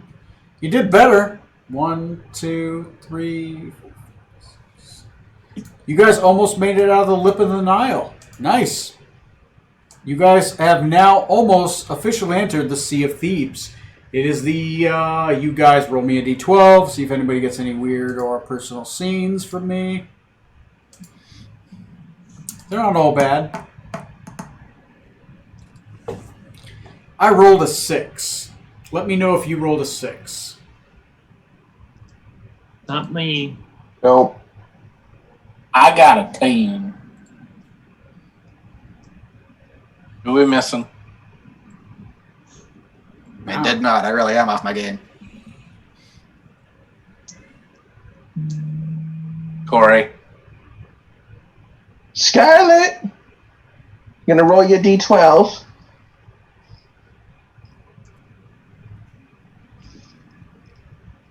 Corey. All right. Nobody got a 6. No 6. No 6s. We are on the 7th day. Flying through the sky, there's not much that can touch you guys. And if it does, that's a problem. All right. Yeah. All right, everyone. It is going to be, there are 6 of you. I'm rolling a d6 again. It's 4, 1, 2, 3, and 4 because the tray moved positions. Neil, we start with you. Everyone roll if you know what you're going to do. I'm going to do survival wins. Okay. And that's 12. 12. That is success. Tom. 15 flying. That's some successes. Corey. I can't hear you. I will assist Strom. Assisting Strom. Strom. Since Johnny disappeared. You get a roll with advantage, and I cannot hear you. Okay. I'm sorry, I was on mute. It's all right. I'm going to try to meditate again. Get 2 4s, I'm going to cry. I got a 5 and an 8. An 8 is 2 4s. Oh wait. The second one was not not the same roll. Okay. Oh, a 10. A 10. A 10. You don't fail. You don't succeed, but you don't fail. At this point, you've been pretty much just, it's like you've been trying to meditate to the soundtrack of The Crow, right? It's just not been going well. But at this point, you seem to be starting to get over your hump, right? Yeah. All right. Trey, what are you doing? Same thing. When you talk about this... Oh, sorry. Go ahead.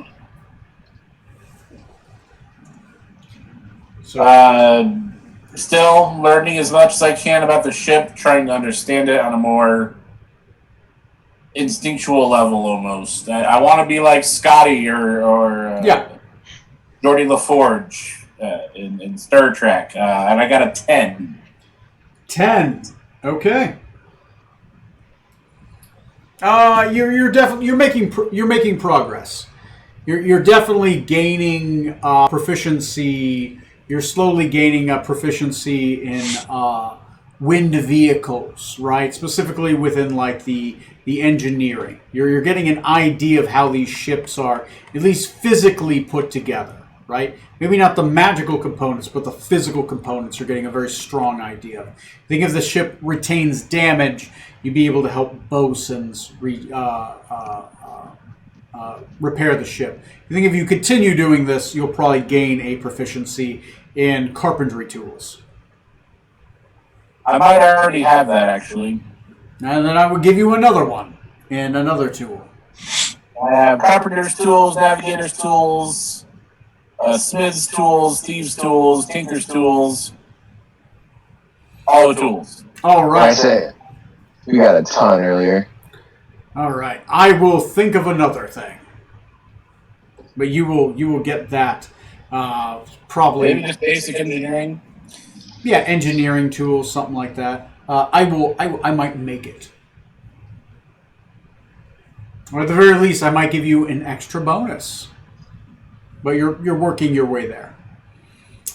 Johnny is not here, but I assume he pumps magic into the machine. To save time, someone roll for him. I'll say he does an Arcana. That's a safe bet. I mean, you guys are at charges, so he's got to succeed, right? Where this ship is going a direction. 21. Okay. I'm assuming he has a +5, so. Yeah. Okay. That's some successes. You can roll 2d4 plus 2.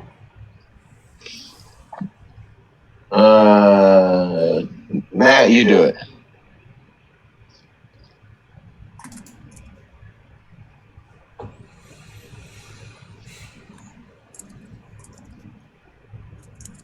Nice.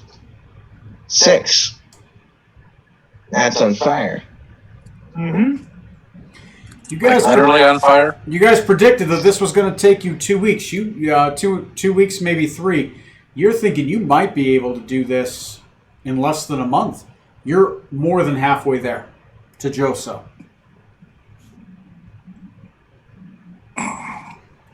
You guys are now near the middle of the Sea of Thieves. At least quarter way in. Between that and the Maelstrom Sea. Everyone roll me a d12. Someone roll me twice for Johnny.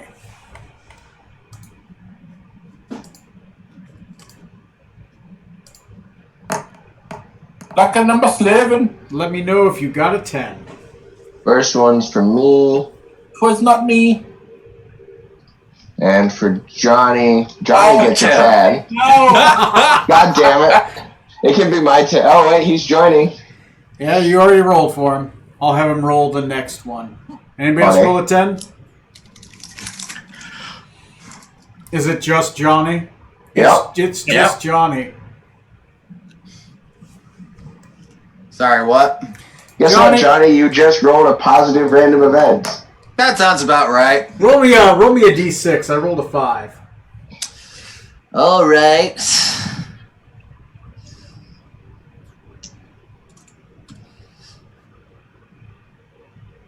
Six. Okay.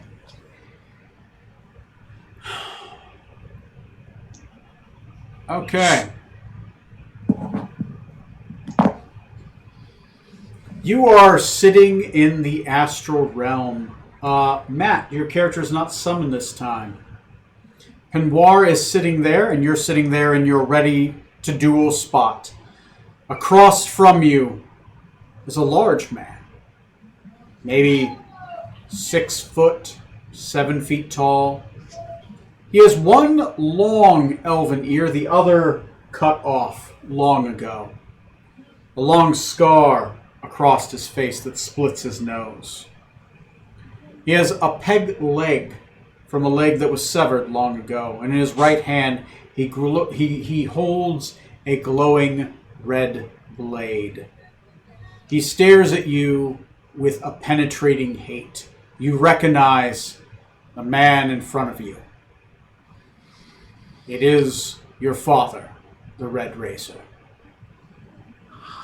Holy shit. Penoir says, "Oh, very well. All right. I thought I would bring someone special in. What is your father's name? I forget. Your father's first name." Rentisius. Rentisius. It is good to see you. Rentisius says, "Master, why do you bring me here, and what is this boy doing here?" Rentisius says in response, "Oh, well, you're very well aware of what this is." Rentisius says back to him, "You think the boy can succeed with his little pig sticker? Would you fight me, boy? Would you fight your father?" Nikadic just draws this elven moon blade out of its sheath. Okay. Well, let's roll initiatives. Oh yeah. Let me. I'm gonna move to another room real quick. My roommate's being a little noisy. Just one sec. Yep, no problem. I gotta look up the Red Razor's character sheet. And it hums when you draw the sword too, right? Yeah. Sort of sing-songy. That's cool. That sword is badass. Yeah, I'm gonna fucking need it.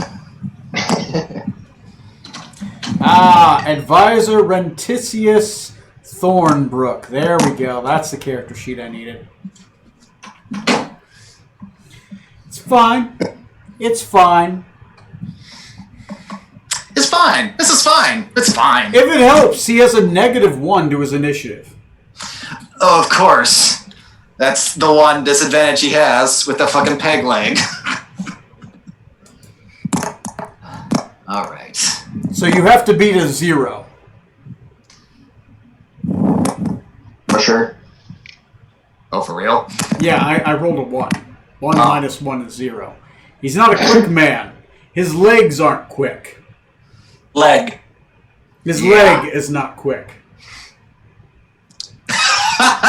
Well, that's, I rolled a 2, which is a total of 6. You know, you feel fear well up in your chest, but you're ready. You're ready to fight your father. With that sword in your hand, with oh shit, what was your sword's name? Oh, I got it. Let me look it up here. It's something the quick or sort of. Yeah, it's the Elven Moonblade Samadhi. It's at the bottom. It's colored text. Yeah. Browser's running slow for me. Don't you dare fucking freeze up on me right now. Erendite, quick blade of the stars. As you begin to freeze up, almost in fear and panicked, all of a sudden your mind, it says, Decadic, hurry up! Listen! Fight! And it just kind of startles you and you just start going forward without even thinking about it. Okay, you get an attack on your father. He's there. Yep. I'm gonna take a fucking swing at him. Thank God I have this sword. That's 17 to hit. As you swing, he's literally just standing there waiting for you. As your sword swings across the astral space, literally music in a spectral form flying behind it, flying at his face. He just holds up his sword in a slow motion and they clash. His Vorpal sword of sharpness meets your elven legendary sword, and they both explode against each other in a very high-pitched squeal of music. Is that all you've got, boy?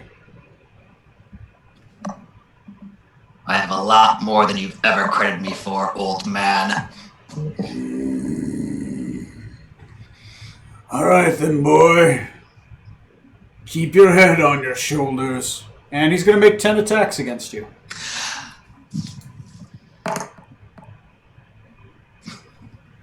10? 10? 10. Oh my god. He's a 20th level fighter with action surge. 27. 21.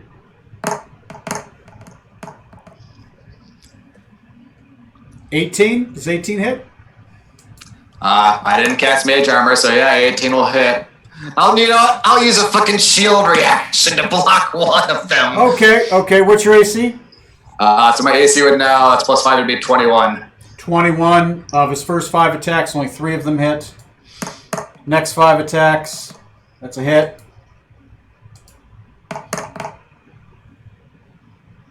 That's a hit. That's a hit. Oh. That's a hit. Yeah, fuck it. Action surge again. 5 more attacks. 15 attacks. God. That's a hit. Rip, my friend. It's a miss. It's a miss. 2 natural ones in a row. Oh, thank God. It's a hit. I'm only mostly dead. It's a hit. All right, so you No, get I'm hit dead. 8 times. You can probably live through 8 hits from a 20th level fighter, right? It's a great. Yeah, now that Tony beefed up my HP. Now, granted, I didn't crit, so the Sword of Sharpness didn't do its effect. So, Thank God. that's going to be, what? 8 times 2 is what? That's 16, 16d6? Yup.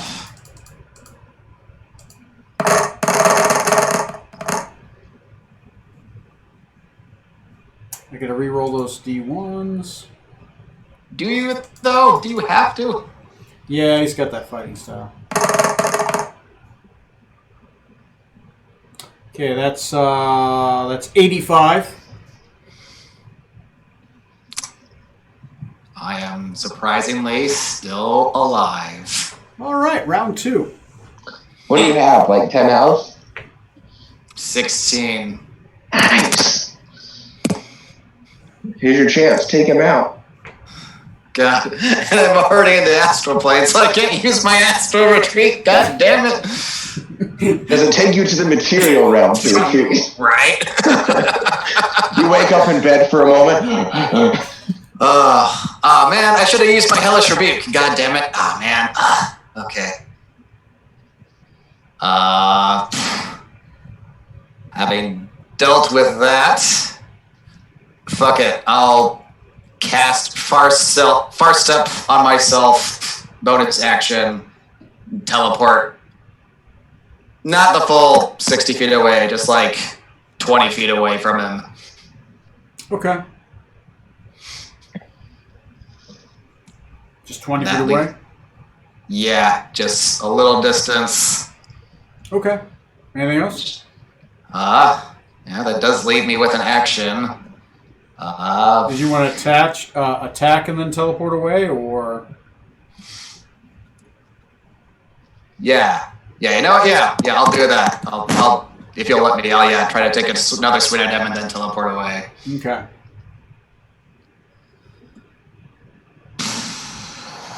Yeah, it's a 13. That doesn't do it. Your sword glances off, and in that, as you turn away, he's just going to take his gauntleted fist, and as he takes his fist and he twists it, you notice in the first chance that he has a jade gauntlet in his right hand. And he's just going to run up to you and he's just going to try to punch you in the face with his left hand. Don't let him snap. Anyway, he's going to use all 3 of charges of his Ring of the Ram.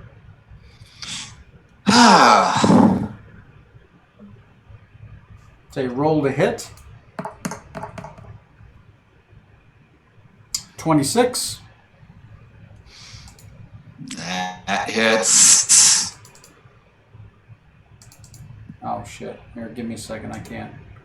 How do I subtract these? I can only add more. That's not the roll. I was trying to roll 60-10 instead of...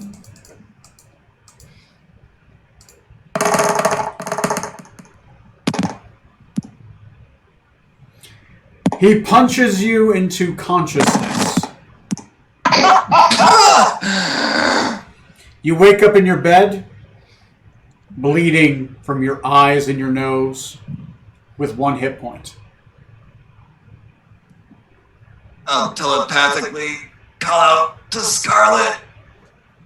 Doctor, help! Corey, we can't hear you. I will immediately stop whatever I happen to be doing, and I will answer his call. Masturbating. You wake up in the middle of the night from your wet dream. Always. Yeah, I'll grab my doctor kit and run over and help him. As you're running out of the room, Quill Sharpener's like, where are you going? I was not done. No, but she was. Doctor bills, doctor stuff to take care of. Okay, so it's the next morning. I'll roll a d6 to see who we start with.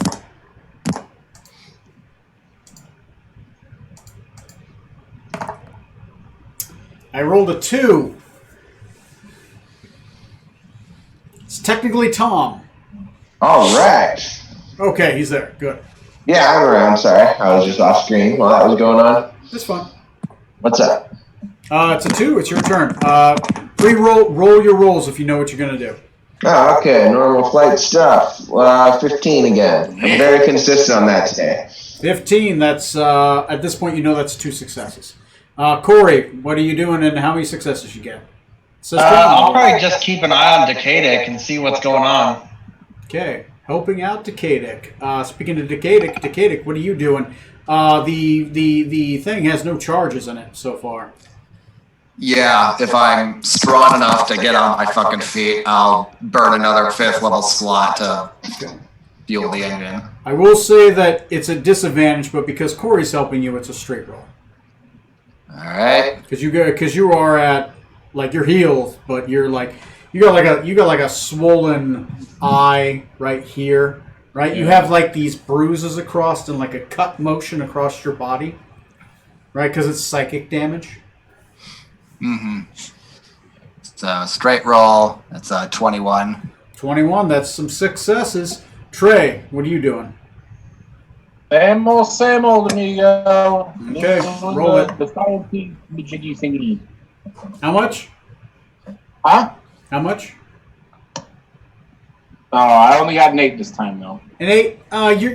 It's not a failure, right? You're definitely starting to make headway. You're just not progressing, right? You're at this point. You're kind of like you've been staring at the tail. Maybe you think you'll move on to like the weapons or the front mast, because the tail is just like you got it, but there's like weird things about the way that it pulls and steers.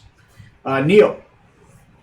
Well, I tried survival wins and got a 3. Okay. I completely misread the wins.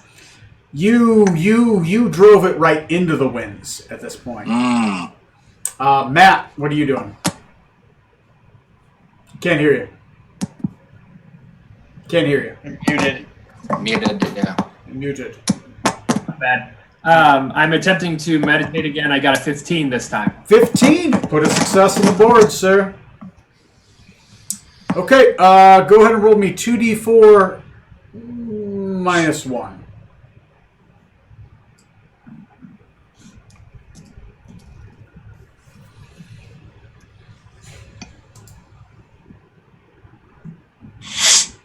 Let's see how far you guys get.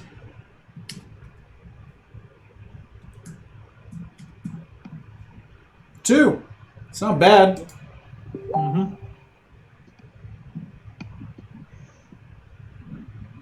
Okay, I gotta find the Gulasi map. You guys are getting closer to the middle of the Sea of Thebes. Riding that between that and the Maelstrom Sea. Go ahead and roll me a d12. See if anything happens.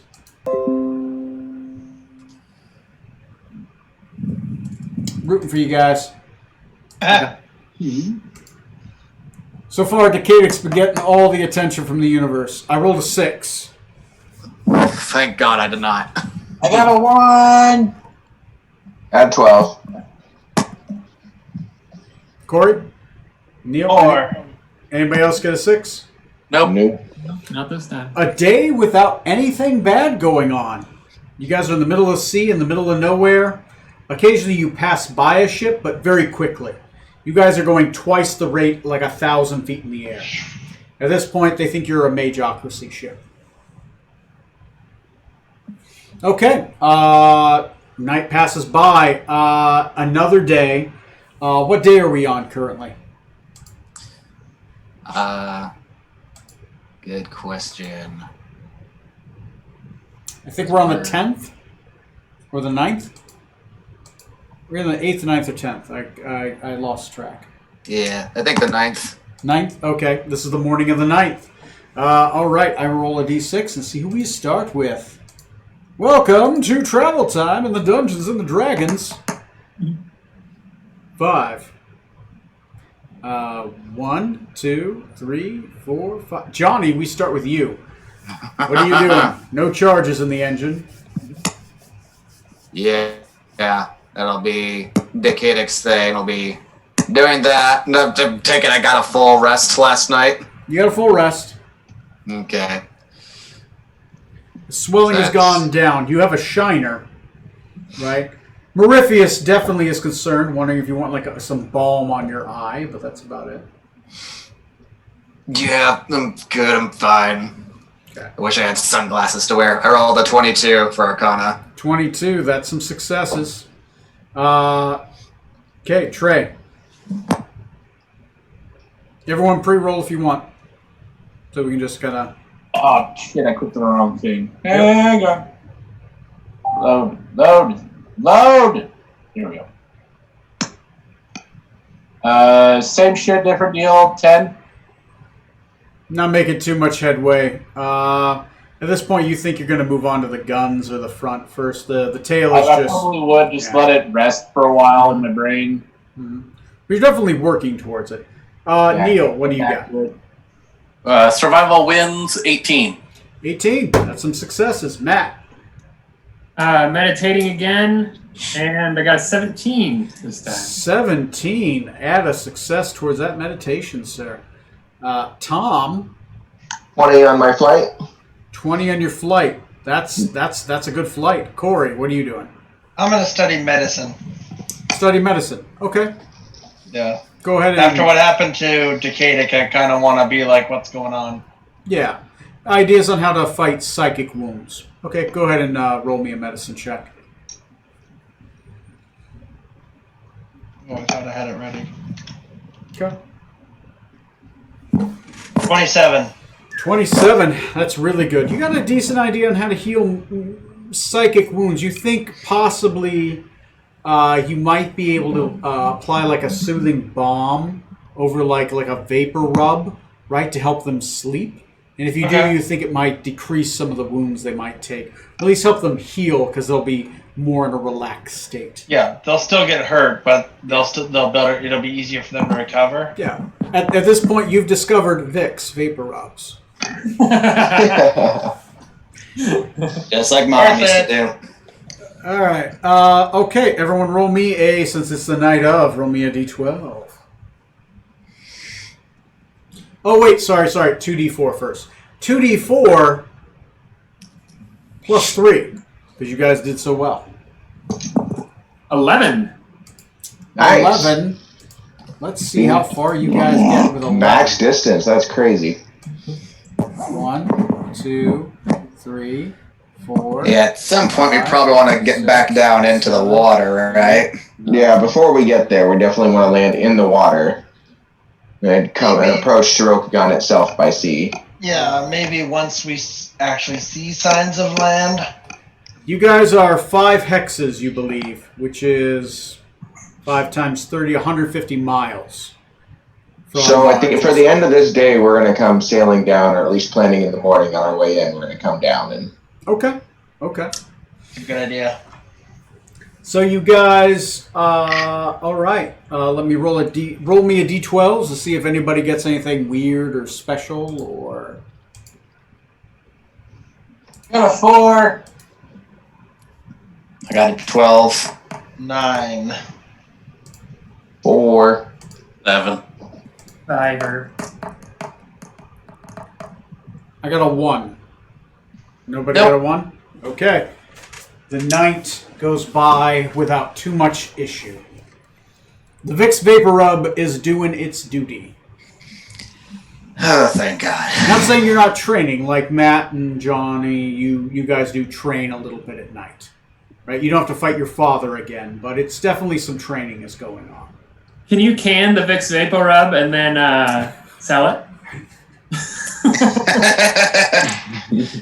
You might have to get some more supplies, right? Yeah, this is just the prototype. We'll just batch. can this adventure game and just become the new Vicks Vapor Rub, Sales company. rep. Get the homeopathic emperor of the world. I have these natural oils and vapors. All right. Great for psychic damage. At this point, I believe it is, what day is it? It is the morning of the 11th? The 10th, it should be. Morning of the 10th. Go ahead and roll me. I will see who I start with. This might be our last day of travel, let's hope. I rolled a 4. 1, 2, 3. Trey, it's starting with you. If you know what you're doing, everyone feel free to pre-roll so we can just get to the description. I will go ahead and switch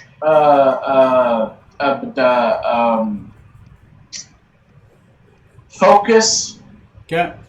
to the cannon. Okay. So what do you get? Not the magical cannon. I'm going to start with something I'm a bit more familiar with, in concept at least. Right. The black powder cannon. Black powder cannon. Sounds good. What'd you get? 14. 14. It's definitely a cannon. You get an idea of how it works. You get an idea that it's kind of placed wrong, so you kind of put it in a different spot on the ship, just because you know that they have a terrible kick, right? You do know that you need to chain them you notice that it was not chained. So if you would have fired this thing, it would have went off the other side of the ship. So at this point, you've kind of chained it, right? So when it fires, it's going to hit the chain, and it's not going to go too far back. It's going to have a stopping point, right? Can I get an idea of how to possibly replicate and like make at least another one so we have at least one of each on either side, maybe? At this point, you have no idea. Like, these things are like a cold fusion engine. Like, you get an idea of like how it works as a gun, but like making a new one is currently you're not sure. Not with a 14.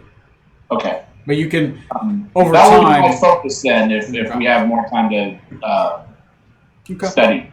Okay. Neil. Drive water vehicle 26. 26. Holy motherfucking buckets. All right, Matt. I'm trying to meditate again. This time I got a 6. Man. PTSD. Meditation's not your thing. It's really not. You at night you had this Vicks on your chest, and as you were meditating, you like accidentally rubbed it into your eyes, and you felt the burning that you felt when your friends were engulfed by dragon fire. You just we ask our master for just like a week off. We just need some good sleep, man. At this point, you're just trying to target PTSD with pure will, right? You're just diving into the trauma. Tom, what are you doing? I got a 14 on my flight. Not bad, not bad. Corey, what are you doing? Just studying more medicine again. Okay, go ahead and keep roll. Let me know what it is. It was a 15. Okay, 15. Pretty good. Getting an idea. Definitely kind of rearranging the rooms, right? Trying to optimize the operating room in case somebody takes an arrow to the knee or something. Yeah, I definitely want my room to be in a location that if someone had to be rushed on board, they wouldn't have to go very far to get to my surgery. You probably try to re-engineer the gurneys a little bit so that like if somebody's rushed down, it's easier to get them down the stairs, right? Yes. Yeah. Someone roll me a D4 plus 2. Oh wait, no. You guys are on water or flying? Water. We're touching down and watering coming in. Right. Yeah, I haven't gone yet, but I was gonna burn a 5th level slot so the ship could fly down into the water. Okay. It's supposed to fall. Yeah. That's fine. That's fine. It does retain a charge for 30 days, so you can keep that charge, right? Does it retain only one charge, or can we pump extra into 3. it? It can retain a max of 3 charges. Yeah. They dissipate after 30 days if they're not used. Yep. So you can put a floating charge in if you want. Yeah, just something in the tank. You roll an Arcana to see if you get 2 out of it.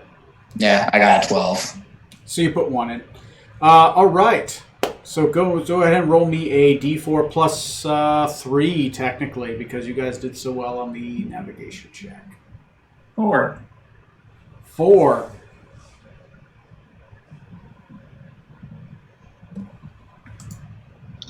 Give me a second. Let me look at the Gullisy map. Right. We're going to move 4. So 1, 2, 3, 4. You guys are 30 miles away from Joso by the time night falls. Everyone roll me a D12. Actually, no. Because of what's happened, everyone roll me a D6. Something has happened that you don't know about. I got a 3! 5. 4. 1. Roll a 2. I rolled a 3. Who rolled a 3? Oh boy, me and Trey did. Both of you roll me a Both of you roll me a D6. Another D6? Yeah. I got a 1. I got 2. Decadic, roll me a D4. God damn it! Leave me alone. You're not a real dad. I rolled a 4. What do you get? Hold on, I'm switching over now. Son of a goddamn bitch! You rolled it? I rolled a fucking 4! Roll me a d4 again. Oh my god. A 4. I'm going to make it a higher number. Roll me a d10. I rolled a 1. Roll me a d10. I rolled a 1. D10, okay. Decadic's not having a fun time on this trip anymore, you guys. You have been 90% of my matching rolls. Yeah. 2. 2. You are 1 away. Okay. Okay. By the time you start getting close, you see a fleet of ships. 17 ships floating your way. Long black sails. Some are warships, some are sailing ships. But all of them are sailing your way from Joso. Matt, you can roll me a perception check. Okay. No, roll me a history, because you'd see the black sails. Okay. The pearl. 15. 15, you recognize the sigil of a sword with an S through it. These are warships of the Holy Kaza Kingdom, fresh from a raid. They are armed to the teeth, and they are ready for war, and they will attack anyone in their path. Did you just say the teat? Yep, he did. Why? I've seen that. It's in Machete. They shoot it out the bra there. Did you mean armed to the teeth? Yeah. No, I said to the teat. Can't you be armed to the teat? Yeah, sure. Why Well, not? armed TTs. That's hilarious. Anyway, they're armed. Amazing. They're very well armed. Oh yeah. They are sailing in your direction. We're going to change directions. You could try to change directions, but they might catch up to you. Are these flying ships or just sailing ships? They're sailing Sailing. ships. We do have a charge in the tank. Yep, we're going to fly. We're getting out of here. We're not getting close to that. Okay. Since it And right now, we look just like another Mageocracy ship. okay, at this point, I need you guys. We're How definitely are- gonna look like one. How are you going to speed up this 10-minute take that normally takes to begin prepping a sail? I will start with Trey. What are you doing? Fuck. You've been studying the ship for days. What are you going to do? Everyone think about what you're going to do. And Have the we've roll. got these ships coming at us. Ships coming at you. You guys want to fly away. 10 minutes trying to speed up that clock. 17 chips.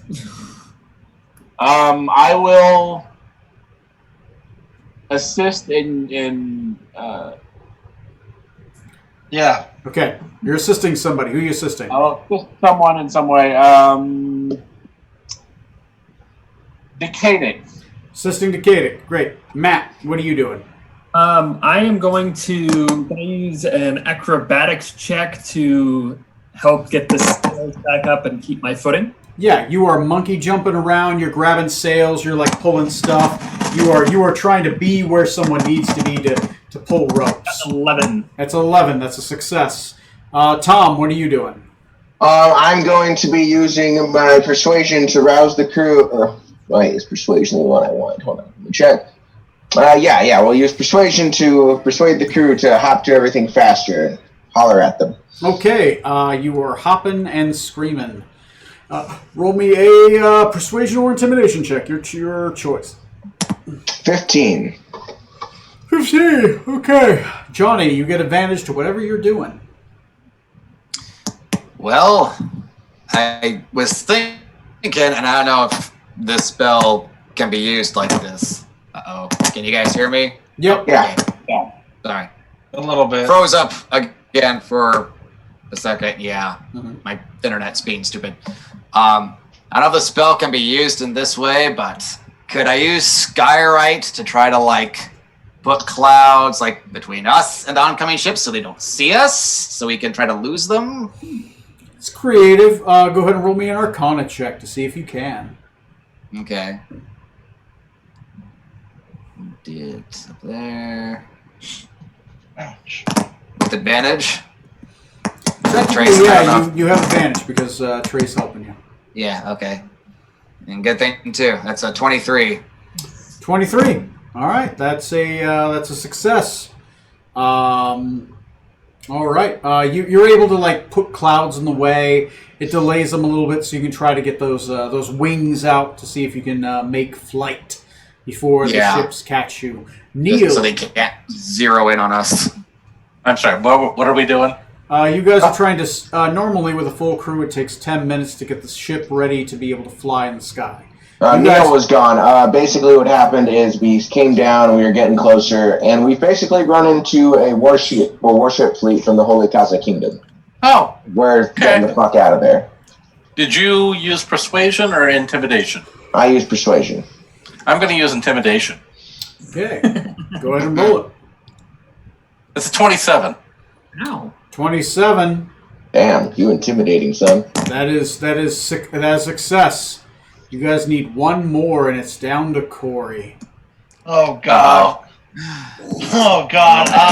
Can I assist the captain? No. And a persuasion check, no matter how high you rolled, is always just one success because it's Can I somewhat assist germane. Strom? He's already done it. Do something, Corey. Take initiative. I don't know what to do. That would be Pretend life is a man and grab it by the balls. I honestly don't know what to do. Just get out of the way, I guess. Choose something that the crew into No, don't action. stay out of do the way. something We that's need up. another success. Yeah, one more success. I don't know. I honestly don't Do know. something. What skills are you proficient in? What would be germane to helping the ship get ready to take flight? Checks like navigation. I don't have anything like that. Checks like athletics, Survival. survival.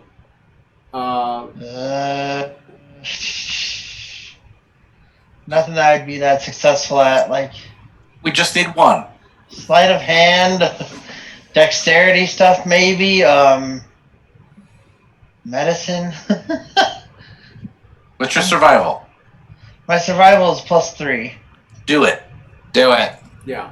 That's a 17 total. 17. Yeah, great job. Thank you. Not proficient. That is No. at least a success. Oh, jeez. You guys reach 5 successes. About 4 minutes before they would reach you, thankfully because of the mist, your ability to get the ropes where you need them in time from Strom monkeying around the ship. Johnny's clouding the area, blocking some of them to give you extra time. Tom and Neil screaming at everyone like madmen, and then Corey, like Corey's character, the doctor, holding up like wind charts and going, "No, I think it's left. Nope, more left." Just screaming, trying to get those sails in just the right direction, and in which case suddenly the ship begins to take flight, and it rises through the ground. Javelins and volleys of rocks launched at your ship begin to fly. They pelt at the bottom for a little bit, but because you've taken so much height, they don't stick in there for long. They don't do much damage. You are able to get out of range of the Holy Casa Kingdom's ships. You're out of their range, and they're out of your range, but you're out of their range. Nice. You take flight. As you fly through the night sky, you see a fire in the distance. The harbor of Joso is aflame. It's been attacked by the Holy Casa Kingdom. Jeez. All right. That's where we'll leave it for the night. Okay. All right. Oh, damn. Wow. Joso itself is not on fire, just the harbor's been attacked. So. All right. Ah, okay. Well, that's good. Yeah, I was definitely assuming it was a little bit worse from the way you were saying that. No, the harbor of Joso has been attacked by a... Matt, you know this is a somewhat common occurrence. The Holy Kaza Kingdom and Rokugan are always at war. And they're constantly attacking each other's harbors, land masses, that kind of thing. They've got lumber sitting around the harbor, so they set it on fire to make the other side feel good. Yeah. Anyway, good job, guys. Good job. It was episode 43. It was a little bit of travel. You guys accomplished some stuff. You guys made some money. You guys got rid of the brat. You didn't have to travel to the other side of the world. You guys made it there. I gotta say, you guys made it. What day is it currently? Should be the 11th, I think. 11th. It only took you a week to get here. You guys thought it was going to take you 3 weeks of travel time just to get here. Well, hot diggity dog. So the flying ship definitely is paying off in time-wise dividends. Oh, yeah. God knows what that giant bright light was in the middle of the night. Yeah. It was only just the one, and then no other ones occurred that we saw. Nothing else that happened. Nothing else really happened. I mean, lunar events. They were shooting stars last night. On the 9th, there was a morning star, which means the sun kind of came up while the 2 moons were out. And because of the light, it created like 3 suns at once, which is happens a couple times as the light kind of shines off of them. It's brief, but it's called a morning star. Couple full moons. But yeah, nothing else happened. Yeah, but that was just Scarlet. Yeah. The third... Was it Tuesday? It's always Tuesday. You might be able to inquire why you're in town, but honestly, Rokugan is probably the other side of the world where that happened from. So they might be as confused as you are. Who knows? You might be able to find something out. See if the light went as far as them as well. I would assume so, but... Yeah. You guys, at this point, we will begin the game the morning of in Joso, the capital city of the Phoenix clan. Well, we basically have to turn around, get around the ship, land back in the water, sail back into town. Tom, I gotta say, it was fabulous that you were talking and the screen was empty. I know, it's funny, right? He's invisible! He's invisible! You guys did pretty good. We avoided having to start with a combat next game. Yay! Yeah. That would have been crazy. That would have been some crazy ship combat happening. So, all right. Fire fleet. Fortunately, Trey has that little bottle rocket that can burn down a fleet in his pocket. What? Trey, just light up a bunch of ships and just shoot one disintegration ray through them all. It should work, right? You don't remember this? This is that Phoenix egg thing. Yeah. Huh? He bought that invention. You throw it on a ship, it burns, the fire spreads to another nearby ship and keeps spreading. Oh, right, the Phoenix egg. Yeah. All right, yeah. Death from above. Well, that's cool. Well, we're saving that for a rainy day. Oh, yeah. It was almost a rainy day just a second ago. Yeah. Mm-hmm. But we got away. We didn't need to use it. Good job, guys. So, thoughts? How you guys feeling about it so far? Good, for sure. Yeah. Pretty good. Mm-hmm. I think everyone had a little bit of something. Some people just rolled more encounter dice. Those encounter dice can happen to anybody. They just happen to happen to Johnny a lot. But I do have stuff in the bank for all of you for encounter dice if you happen to roll them. It's not always bad. Sometimes it's good. It's generally plot progression or plot involvement, right? So I wonder, hey, Tony, Yeah. is it possible I could knock up that Pirate Queen King person that I'm sleeping with? Could you knock her off and take her place? No, knock her out. Although, if he's the one being penetrated, can she really get pregnant? Yeah. I mean, it's definitely Trey. It's definitely a thing. Like if you are interested in that as a possibility, I'm down for rolling percentiles. It could happen. I mean, I feel like Rutherford would be that kind of irresponsible. I'm okay with it. I'm okay with making that. If you're okay with that, I'm okay with it. It's not the first time I've done that, so. Yeah. Like, get off. No. All right.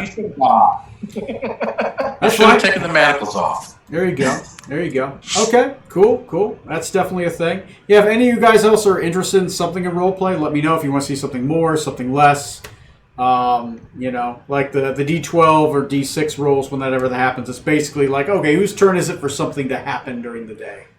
So. And why is it Johnny? It's Johnny a lot. Like, man, you have divination wizards. You've had some stuff going on today. I had a lot going on, man. That trinket you gave him in last campaign to like keep him from dying or something. Oh, the not beheading. Yeah. Oh yeah, the because your character kept on getting his head chopped off. Yeah.